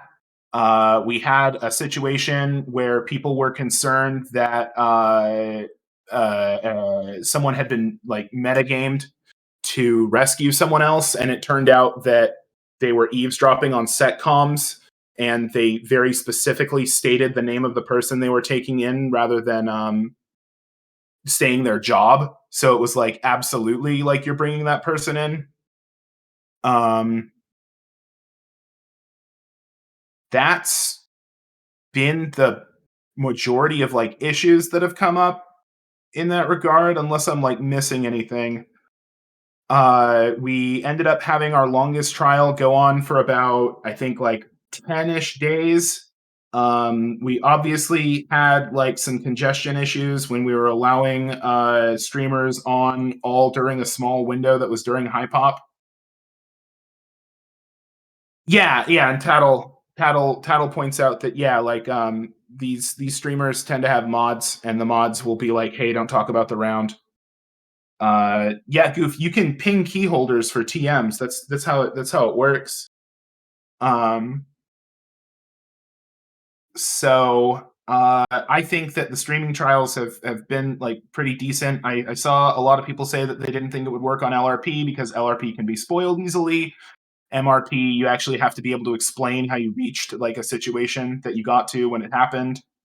I'm open to, allowing streaming in a way where we have like a longer look at it, but the headmans haven't actually convened. So what is the outcome of the trial? Will streaming be allowed on MRP? Will there be a trial on LRP? At this point, I can like assert for streaming on MRP, but I think LRP has like such a high spoil potential, and I've seen so many players say like, just don't make it my problem, that I don't know if LRP would be a really good spot for it. I've just heard a lot of concern in that regard, and we still haven't kind of reached a conclusion on it yet. So we've still got time. Thank you, thank you, oranges. All right, we've got some more people in the queue. Here comes Marasmus. Hey, how's it going? Real quick, Lylesburg, Orchian, the people who streamed were really good faith people. They brought a lot of like good energy and spirit to like the situation. They were pretty good sports about stuff. It was one of the things that I thought was like especially eye-opening about the situation was that you got to see someone else react to their round and experience like what was going on for them. And it was just like so eye-opening and enlightening. And it really got me into like a positive kind of headspace about, sometimes you don't get to see the other person. A lot of the time you don't get to talk to the other person about like how things went, and like you can be really salty when someone had like an entirely different kind of like time. Eminem, in regards to a whitelist for streaming, we would want people to like apply so that they would have to like jump through a hoop of like saying hello before they can engage the community. And then the audience, Lylesburg, one of the biggest audiences we had was Duke of Ook, and he says that all of his people are goon nerds who just like want to see what other things are like without like necessarily like coming in on it. And then Rust Station runs his own server all the time, so he's got like people who already kind of do the thing. I don't know. If we're gonna go off of an idea of like, monkey see, monkey do, which I think was like part of our concern when Oni Tide happened, that we've definitely got people modeling the game more positively than even how Seth did, because Seth definitely was like, this is how the game's played. And it was just like, this is how to get banned. Anyway, enough of that. Erasmus, thank you for your patience. Welcome. Oh, that's all right. I was just wondering about the escalation rules. Oh shit! My headphones turned off again. Fuck. I spoke for too long. Rookie mistake. There he is. There's Merasmus. Welcome to the stage, Merasmus. What's going on? I was just about to ask about the escalation rules and how fighting someone who might be a traitor would like affect how you're supposed to go about keeping them alive, or whether to stuff them in the locker in space or whatever. So, like, suppose that, I don't know, someone just starts attacking with the toolbox. Not too an uncommon event. Would you really need to take them to med and like fix them up after that? Or would it be acceptable to just like leave them where they are, or like throw them in main even? What sort of confirmation do you have? Like, you've got like Antag gear on them, or what? Well, that's like, where do you draw the line, really? I mean, we've definitely had situations where we've been like, you killed someone on suspicion of being Antag, but you didn't do any sort of inspection of their body afterwards. Like, if you're gonna go so far as to like round remove someone over Antag suspicion, you better have like hard evidence. Right. I mean,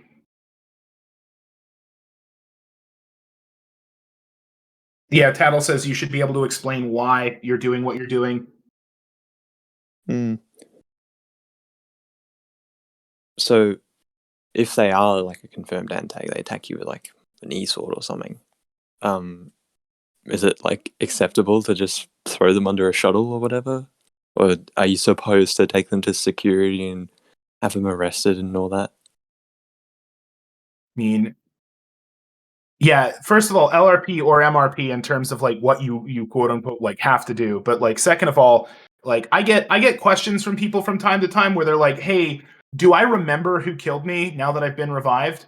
And my response to a lot of shit like that is, if you want to, like, what's going to be more interesting for the round, that you remember exactly who killed you and you're going to go get them like right now, or that like maybe you don't have an idea and you can like freak out if you see them again? You know what I mean? Like, consider what would be the funnest way to go about things for everyone involved is the general advice I recommend for like quote unquote like optimal experience or gameplay. But I'm definitely not about to like put you in a ticket and say that you couldn't do that when they ran at you with a fucking e-sword. Yeah.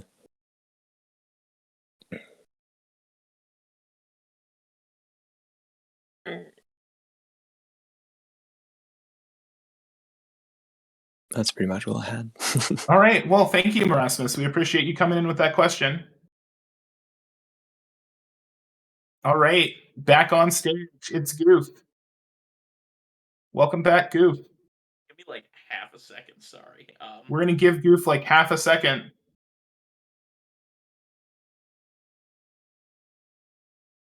Right.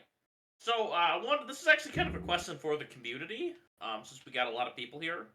All right. Community question. Yeah, opportunity to talk to some people.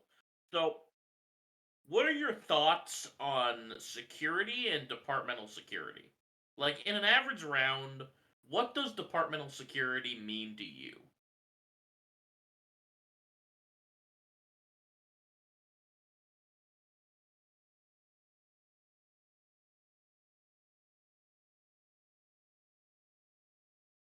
Yeah. My boss wants to speak. Can we get him on stage?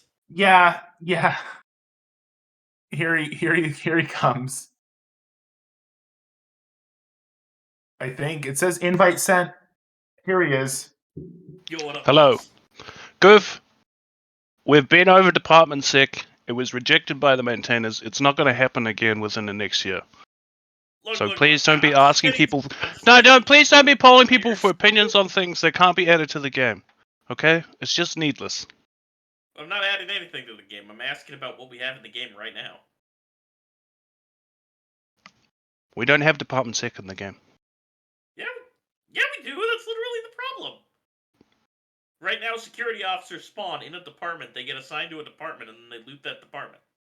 That's called department sec.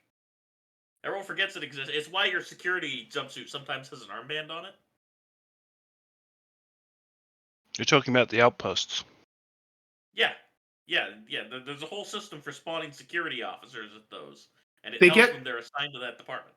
Don't they get like a small lobby access for the department they spawn with? Yeah, Yes. you can use to get in the front door and into like the storage room sometimes. It's usually used to just run in, grab the gamer loot, and then bail the fuck out of the department and never come back, and then arrest anyone who tries to stop you from grabbing that stuff. Anyways, If you specifically care about that and not the failed PR, then I suppose it's fine. right, yeah. To me, department sec is. PR, is a failed PR.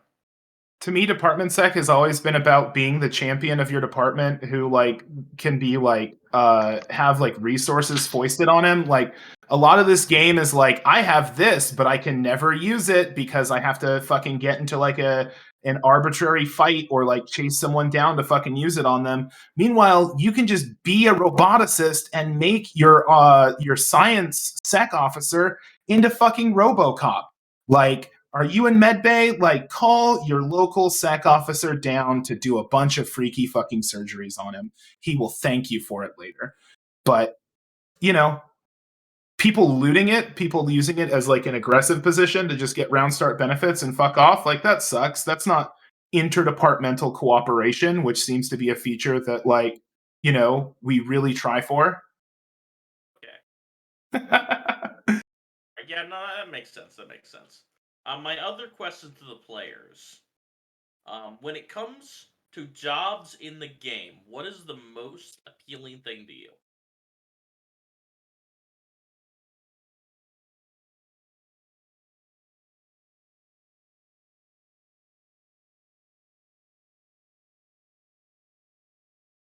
Let's not talking abstracts like hookers and weed. I'm talking when you're looking at the character preferences and you're looking at the job panel, what makes you select the job for top priority that you select?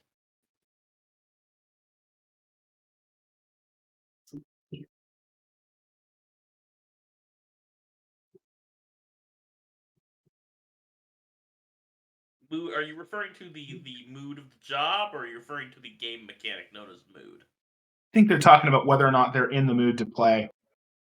Okay. Alright.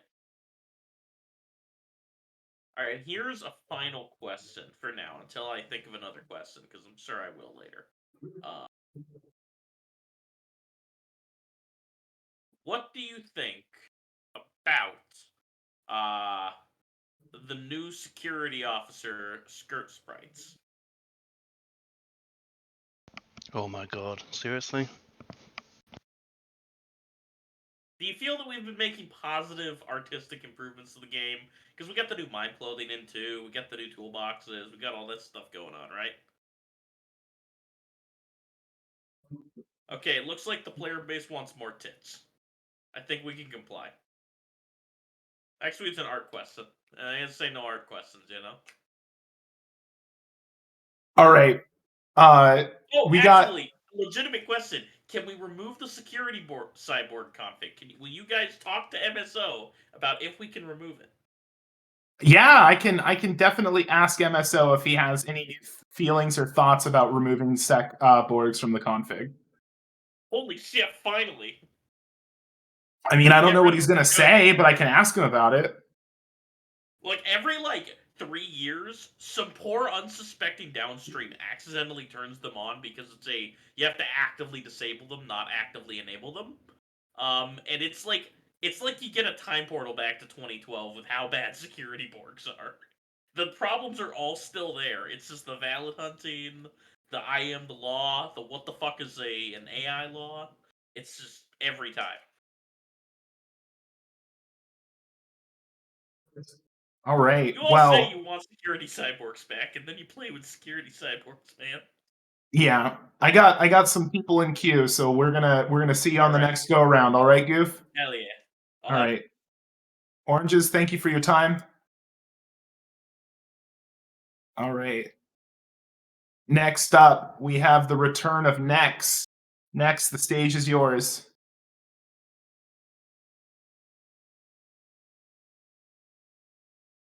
Hello, people. Nex, welcome. Back with me. I don't know if this is the right place to ask this, but well, we'll let you know. Campbell is dead. Yeah. So, we can go over this. Like Campbell's in a state of flux right now. If anybody wants to talk about like something they've enjoyed, Domitus, that was happening earlier today. If anybody has specifically enjoyed the reports from Campbell Discord, I need you to start sharing your experiences in the community meeting right now. Campbell has a bit of an identity crisis because it initially started out as EU MRP, but it has some specific quirks. It's also being used as MSO's rollout for Linux base for running the servers. As such, it doesn't have the same tools available to it that we have for the other servers for managing them. This includes literally being able to like go in on the back end and restart the server. So I'm sure a lot of you in the audience remember when Terry was going down constantly and you had to ping me or the other key holders to like get it back up. That was when we logged. Yeah, that was when we logged into the VM and we just hit the restart button on it. And that is not something that we can do for Campbell. So the level of technical expertise you need to have to be able to kick Campbell accurately, and also I think maybe the permissions that you need. Like I'm not even sure if like OpsBus can like do it comfortably. So you have that, right? And you have that in combination with an unstable system that's like being refined because it's like meant to be the future for us. And you have this server that can't get back up when it's fallen down, is likely to fall down. So it has stability issues, and we're trying to make this like a stable home for people who like rounds that go for like 3 or 4 hours sometimes. And in addition to that, these are people who like favor socializing as a part of their gameplay loop. So they're going to be like not very interested in separating themselves from those social relationships that they've made, even if it means better pay. So you've got all of this kind of roiling on and tripping and falling over a lot and keeping like critical mass from being reached. And then you have the kind of people who enjoy a marathon server. We had this with Sybil too. We had this. I think we've had it even before then. But if you have an unpopulated server, eventually people are going to come around who like doing long projects. And with Sybil 2, they kind of just got like left alone. I think MSO opened like a new server for them for a minute, but basically we're at a crossroads where do we want to like keep Campbell as like the MRP server, or do we want to like specifically function it as a marathon server? And that's kind of like a tough call. And I mean, inherently the people who use it as a marathon server are going to be kind of like outvoted by the people who just play normally. Lylesberg asks, why not both? We can do both, and frankly, I'm in favor. There's just like the speed at which things change. There's also literally that like MSO is the one who has his hands on what we can do about this kind of thing, and I've been on him about this because it's a new avenue of growth for our organization, and that's something that I'm like very interested in. Like Manuel is capping out a lot. People are complaining about how they can't feel like they can get in. They're being resentful towards new players because of that. Like that's not great.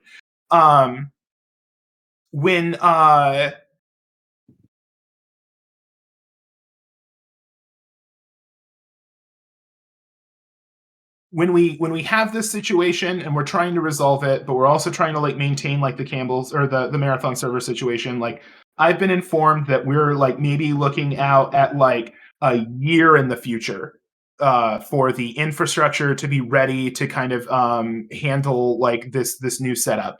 And in the meantime, Campbell is the EU MRP server, and that's more or less what we're going to have to do for it. So it sounds like we're probably going to have to be moving away from the reports from Campbell's system at some sort of firm point with like an end note of it was good. Let's do it again. Like, let's get another marathon server up and let's have reports from the marathon server situation. And ultimately, like names are just names, but basically MSO is willing to have an EU MRP server before he has a marathon server.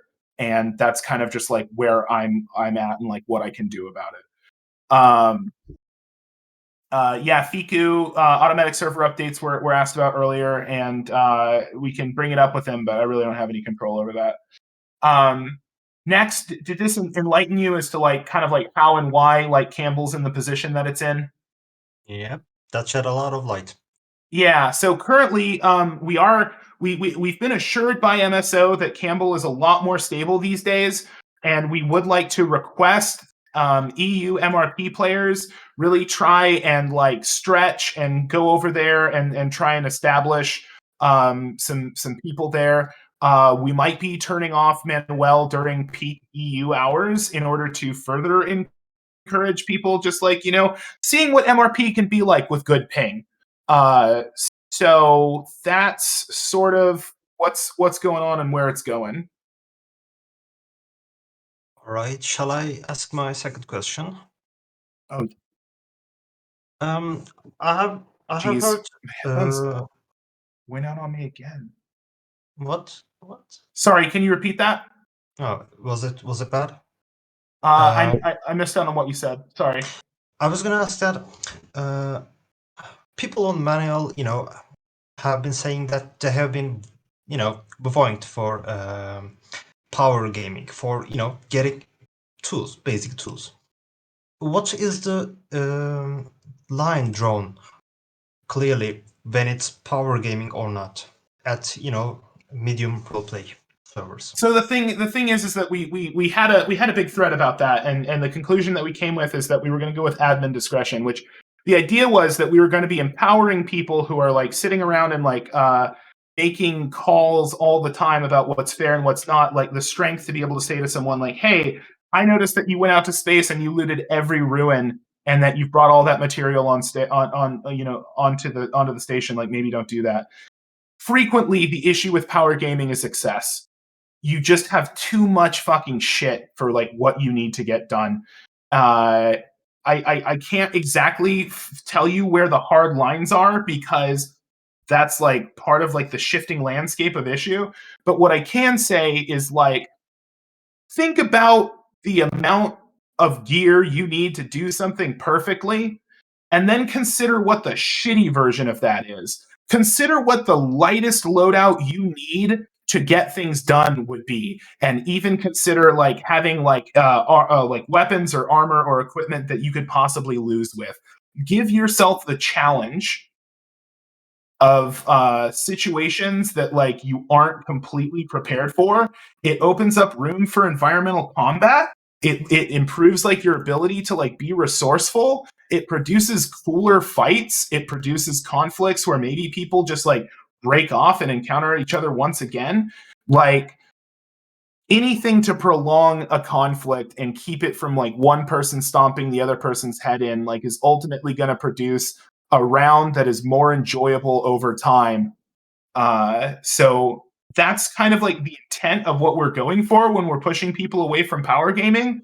Like, we would rather you not finish your encounter in one punch. Actually, speaking of anime, like, look at the whole fucking concept and premise of One Punch Man. It's literally a character that can instantly destroy the opponent, and they have to find ways to pad out storylines, to last as long as they do. And that's the whole fucking deal, is the tension there between like, the actual story that can happen and like the immediate like end via combat. I think One Punch Man is great. No, I'm saying it's super good. Like it just underlines the situation, because we don't even get One Punch Man with like, a fucking half hour of script involved. He just shows up and fucking punches the guy and that's it. Yeah, it's good because it isn't about Saitama just destroying everything with no problem. It's about everything else happening around it. So that's what I would encourage you to kind of like think about when you're asking yourself, like, what is power gaming? Like, what are the problems with it? Like, how does this like detract from the MRP environment? Does that make sense? Yep. All right. Gosh, I really got people with that One Punch Man reference. All right. Mind if I move you out? Yep. That's All right. it. Thank you. Yeah, thank you.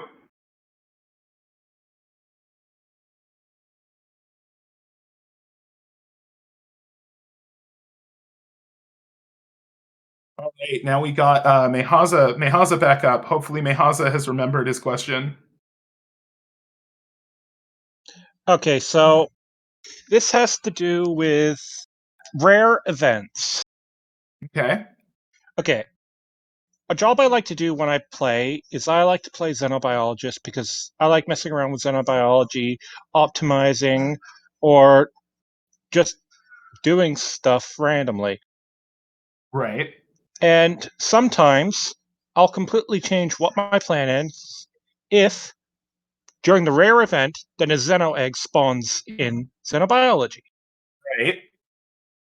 But as soon as the announcement comes up, every Tom, Dick, and Harry who does not want a Xeno on the station no matter what will come break into my apartment to immediately expunge the threat. How am I supposed to handle that? You help it. I mean, I would say that like pretty firmly falls under like being a dick. Especially if you're like cutting off something before it can develop when it's intended to be a spawn. Like,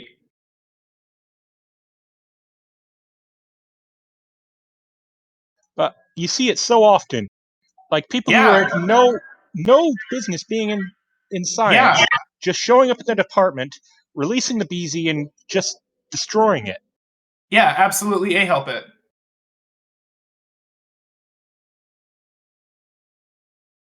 Like, I would say even, oh gosh, I mean, I can't exactly say this because I think some people might get mad, but like, it's such a rare event, and if someone's doing that, like, I would help it, and if no admins are on, like, gosh, that's almost the kind of like level of behavior where it's like it's very obvious in logs whether or not somebody beelined for the egg and killed it.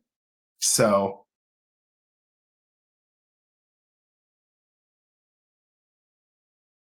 Okay, thank you. Yeah. Also, when I do Xenobiology, I get kind of touchy, so... Well, that might be a social problem, my friend, and that's your own kind of thing to figure out. But you know, I would say that if people are just fucking showing up and they're not even having like an interaction with you, if they're just fucking shoving you to the wall and just being like, "Come on, nerd," and just going and stomping on your egg, like that's shitty. That's like not the fucking point of the whole. If that was the point, we would have like more of them showing up. You know what I mean? The department is called Xenobiology. Yeah. And I get a Xeno egg. What do you expect me to do? Yeah. Exactly. Thank you. Yep. All right. And now we got Holovarat, which I'm going to need you to tell me how to pronounce your screen name, unless you want me calling you Kira. You can call me Kira, you can call me Kolo. It's fine. All right. Kolo. Yeah. Welcome, Kira. Yeah. What's up? So this question mostly will go to Nameless, or maybe some coders maybe they have statistics. All right. What? How much percentage of Terry population is Russians? I'm just interested.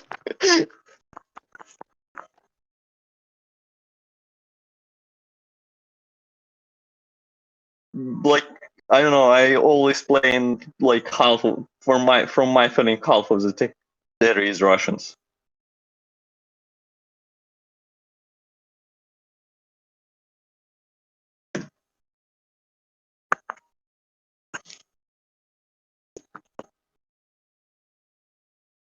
Oh, stats for that don't exist. Oh, well, that's pretty sad.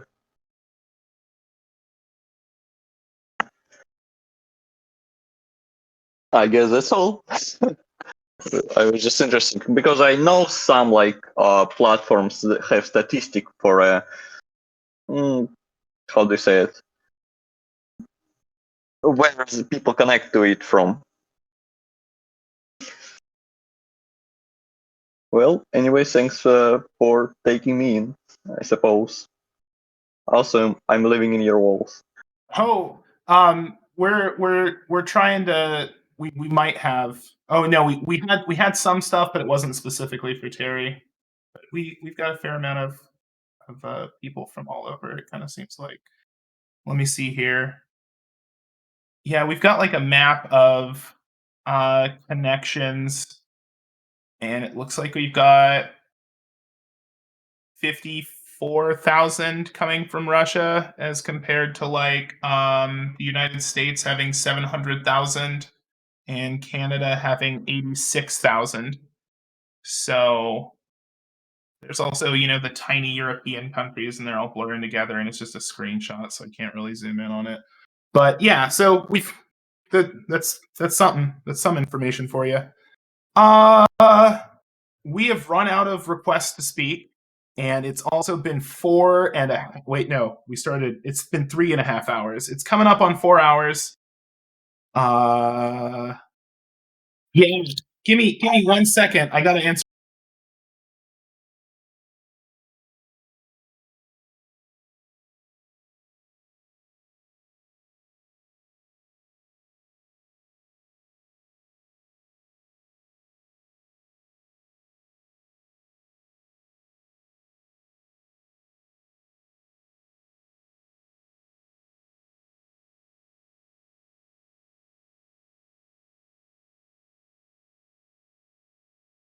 All right, I'm back. Timber Pose has requested the stage. Timber, come on up. Brilliant. So as we approach, we've now passed the 3.5 hour mark. Not only do I want to thank, as Oranges did, our illustrious headmans, but I also want to thank the entire community who's turned out to this meeting. I've been moderating the chat for the past 3.5 hours, and it has just been an absolute breeze. I haven't had to do anything at all. So thank you very much to the community as well for turning out, because community meetings kind of useless without a community. So that's everything, and back to the headmans. Yeah, thank you. Yeah, thanks everybody for coming out. This has gone really well. It's felt very productive. People have had a lot of questions. We've been able to have a lot of good discussion.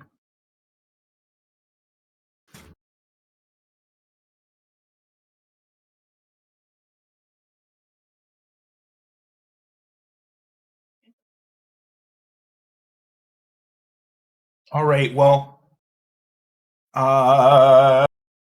if we're ready to kill it, we could turn slow mode off and just let people have a good time. Tattle, Nameless, what do you guys think?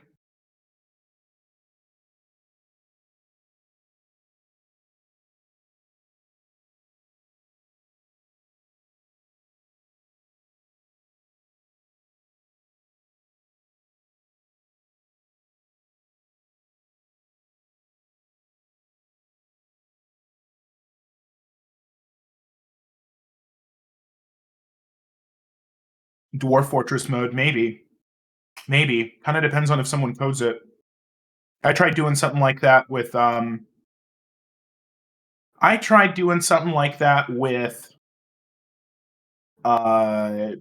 disaster mode, and it kind of worked well. But now with how dynamic works, it's all just kind of like a bit of a mess. All right, I enabled embeds, and I took off slow mode. So you guys should be able to just, yeah, spam. You're allowed to spam fast. It's time to spam fast. You all have been very good. Did I not allow you guys to post images? I thought I did. Hold on. Okay. There you go. Now you can attach images. You guys are free. You guys did such a good job with all this. Looking good, feeling good. I wonder if I can just convert this into just a clusterfuck. I don't. No, I can't. Bummer. Bummer. Oh, you know what I could do though? Yeah, here we go. Let's see. Yeah, same category of voice. I think people might be able to invite themselves now. Frenzy's asked to speak.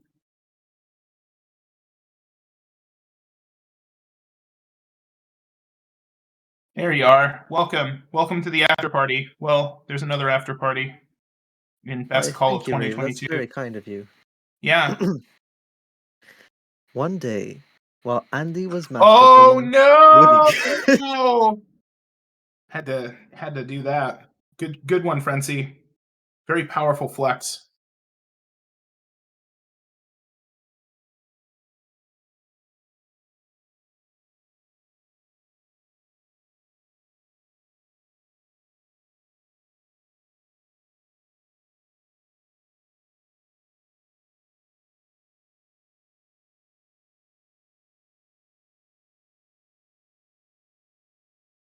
Oh, Frenzy is aware that good old Woody is in fact like a permabannable offense now, right? Maybe. I think he was joking. I don't think he was going to go any further.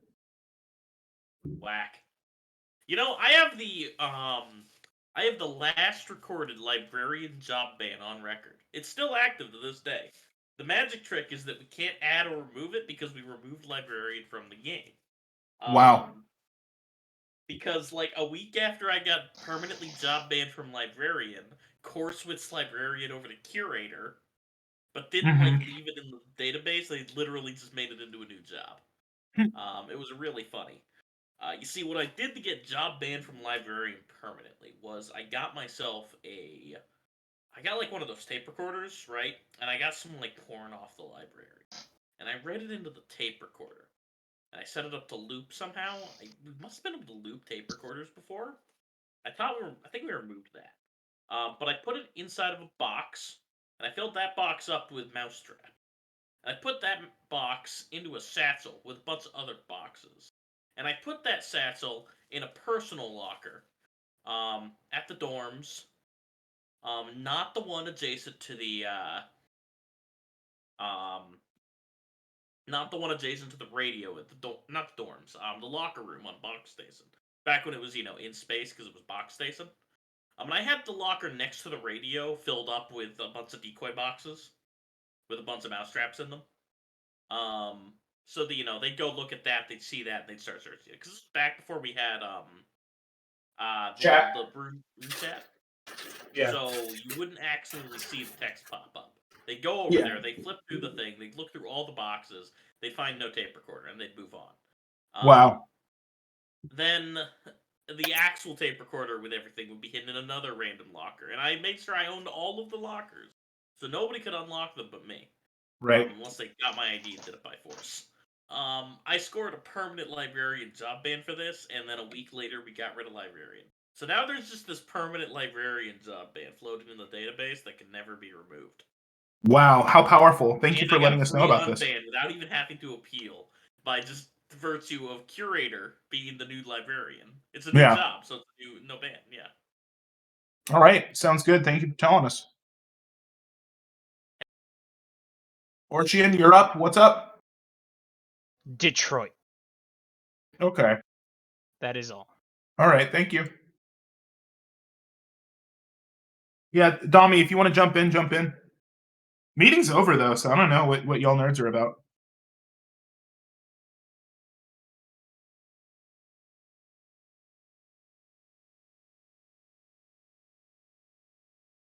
Tommy's here.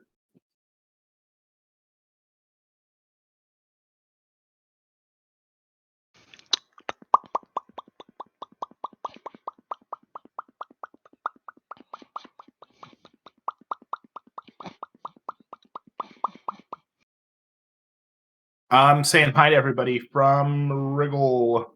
Can I explain Biddle Heretic real quick? It's a whole PR. It's a whole PR. I think I'm gonna kill this channel so that everybody has to hang out in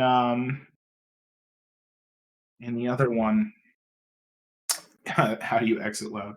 You can only exit quiet.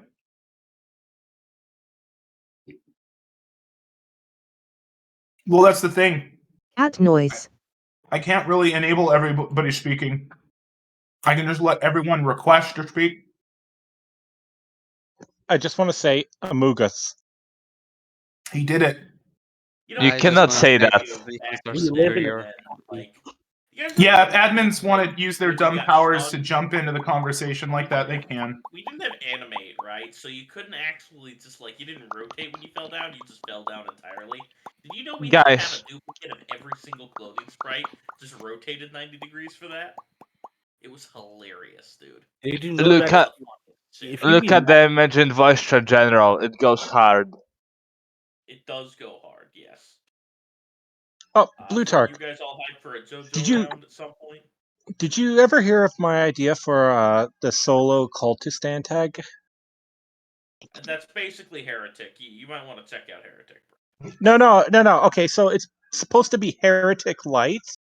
Like, they're not as powerful as Heretics. It's sort of like Thief and such. They're not supposed to. Heretics.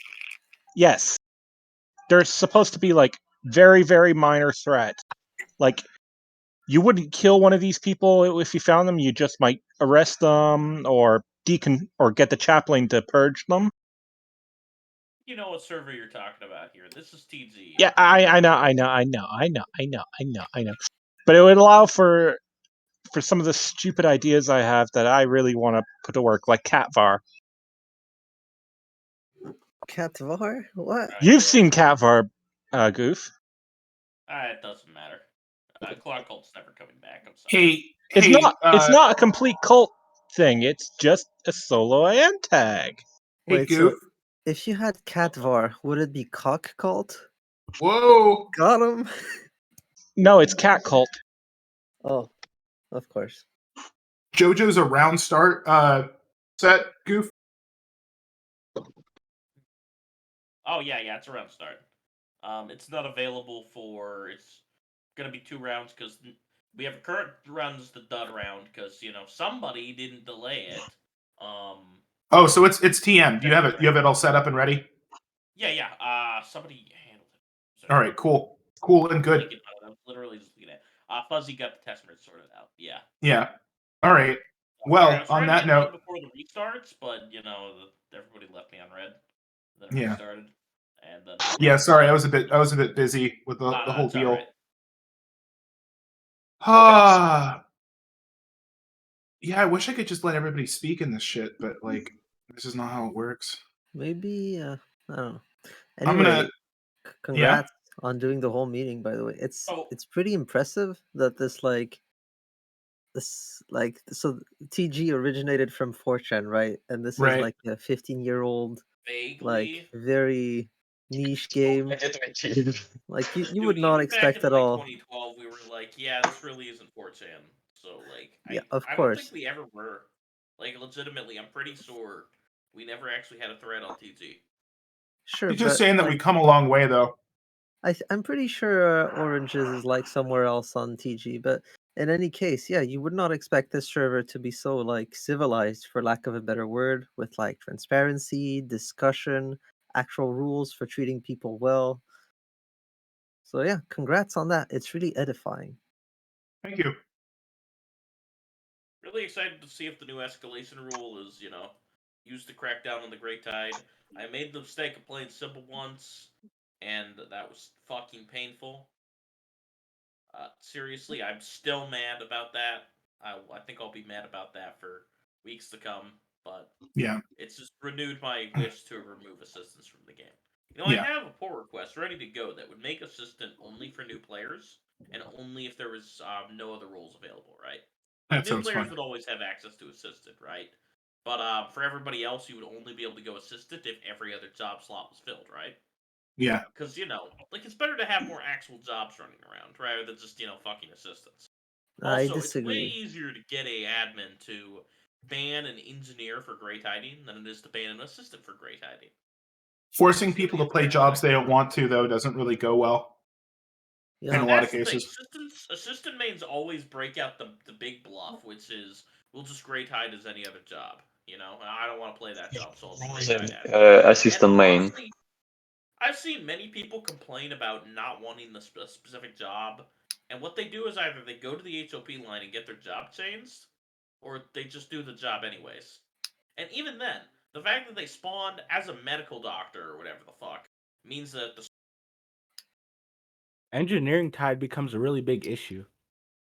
I bet. That sounds so unpleasant. Yeah. What if they want to do a gimmick? How do you feel about removing main access from assistants? Worst idea I ever heard. It sounds like a mess. Anyway, it was pretty fun. Yeah, I'm killing this. I'm killing this stage, guys. Let's all go to best call. Of Let's 2022. let's sing. I think we should sing "Happy Birthday" to Cyan. Yes. Happy birthday to you. Happy birthday to you. Happy birthday, dear Cyan. To Cyan.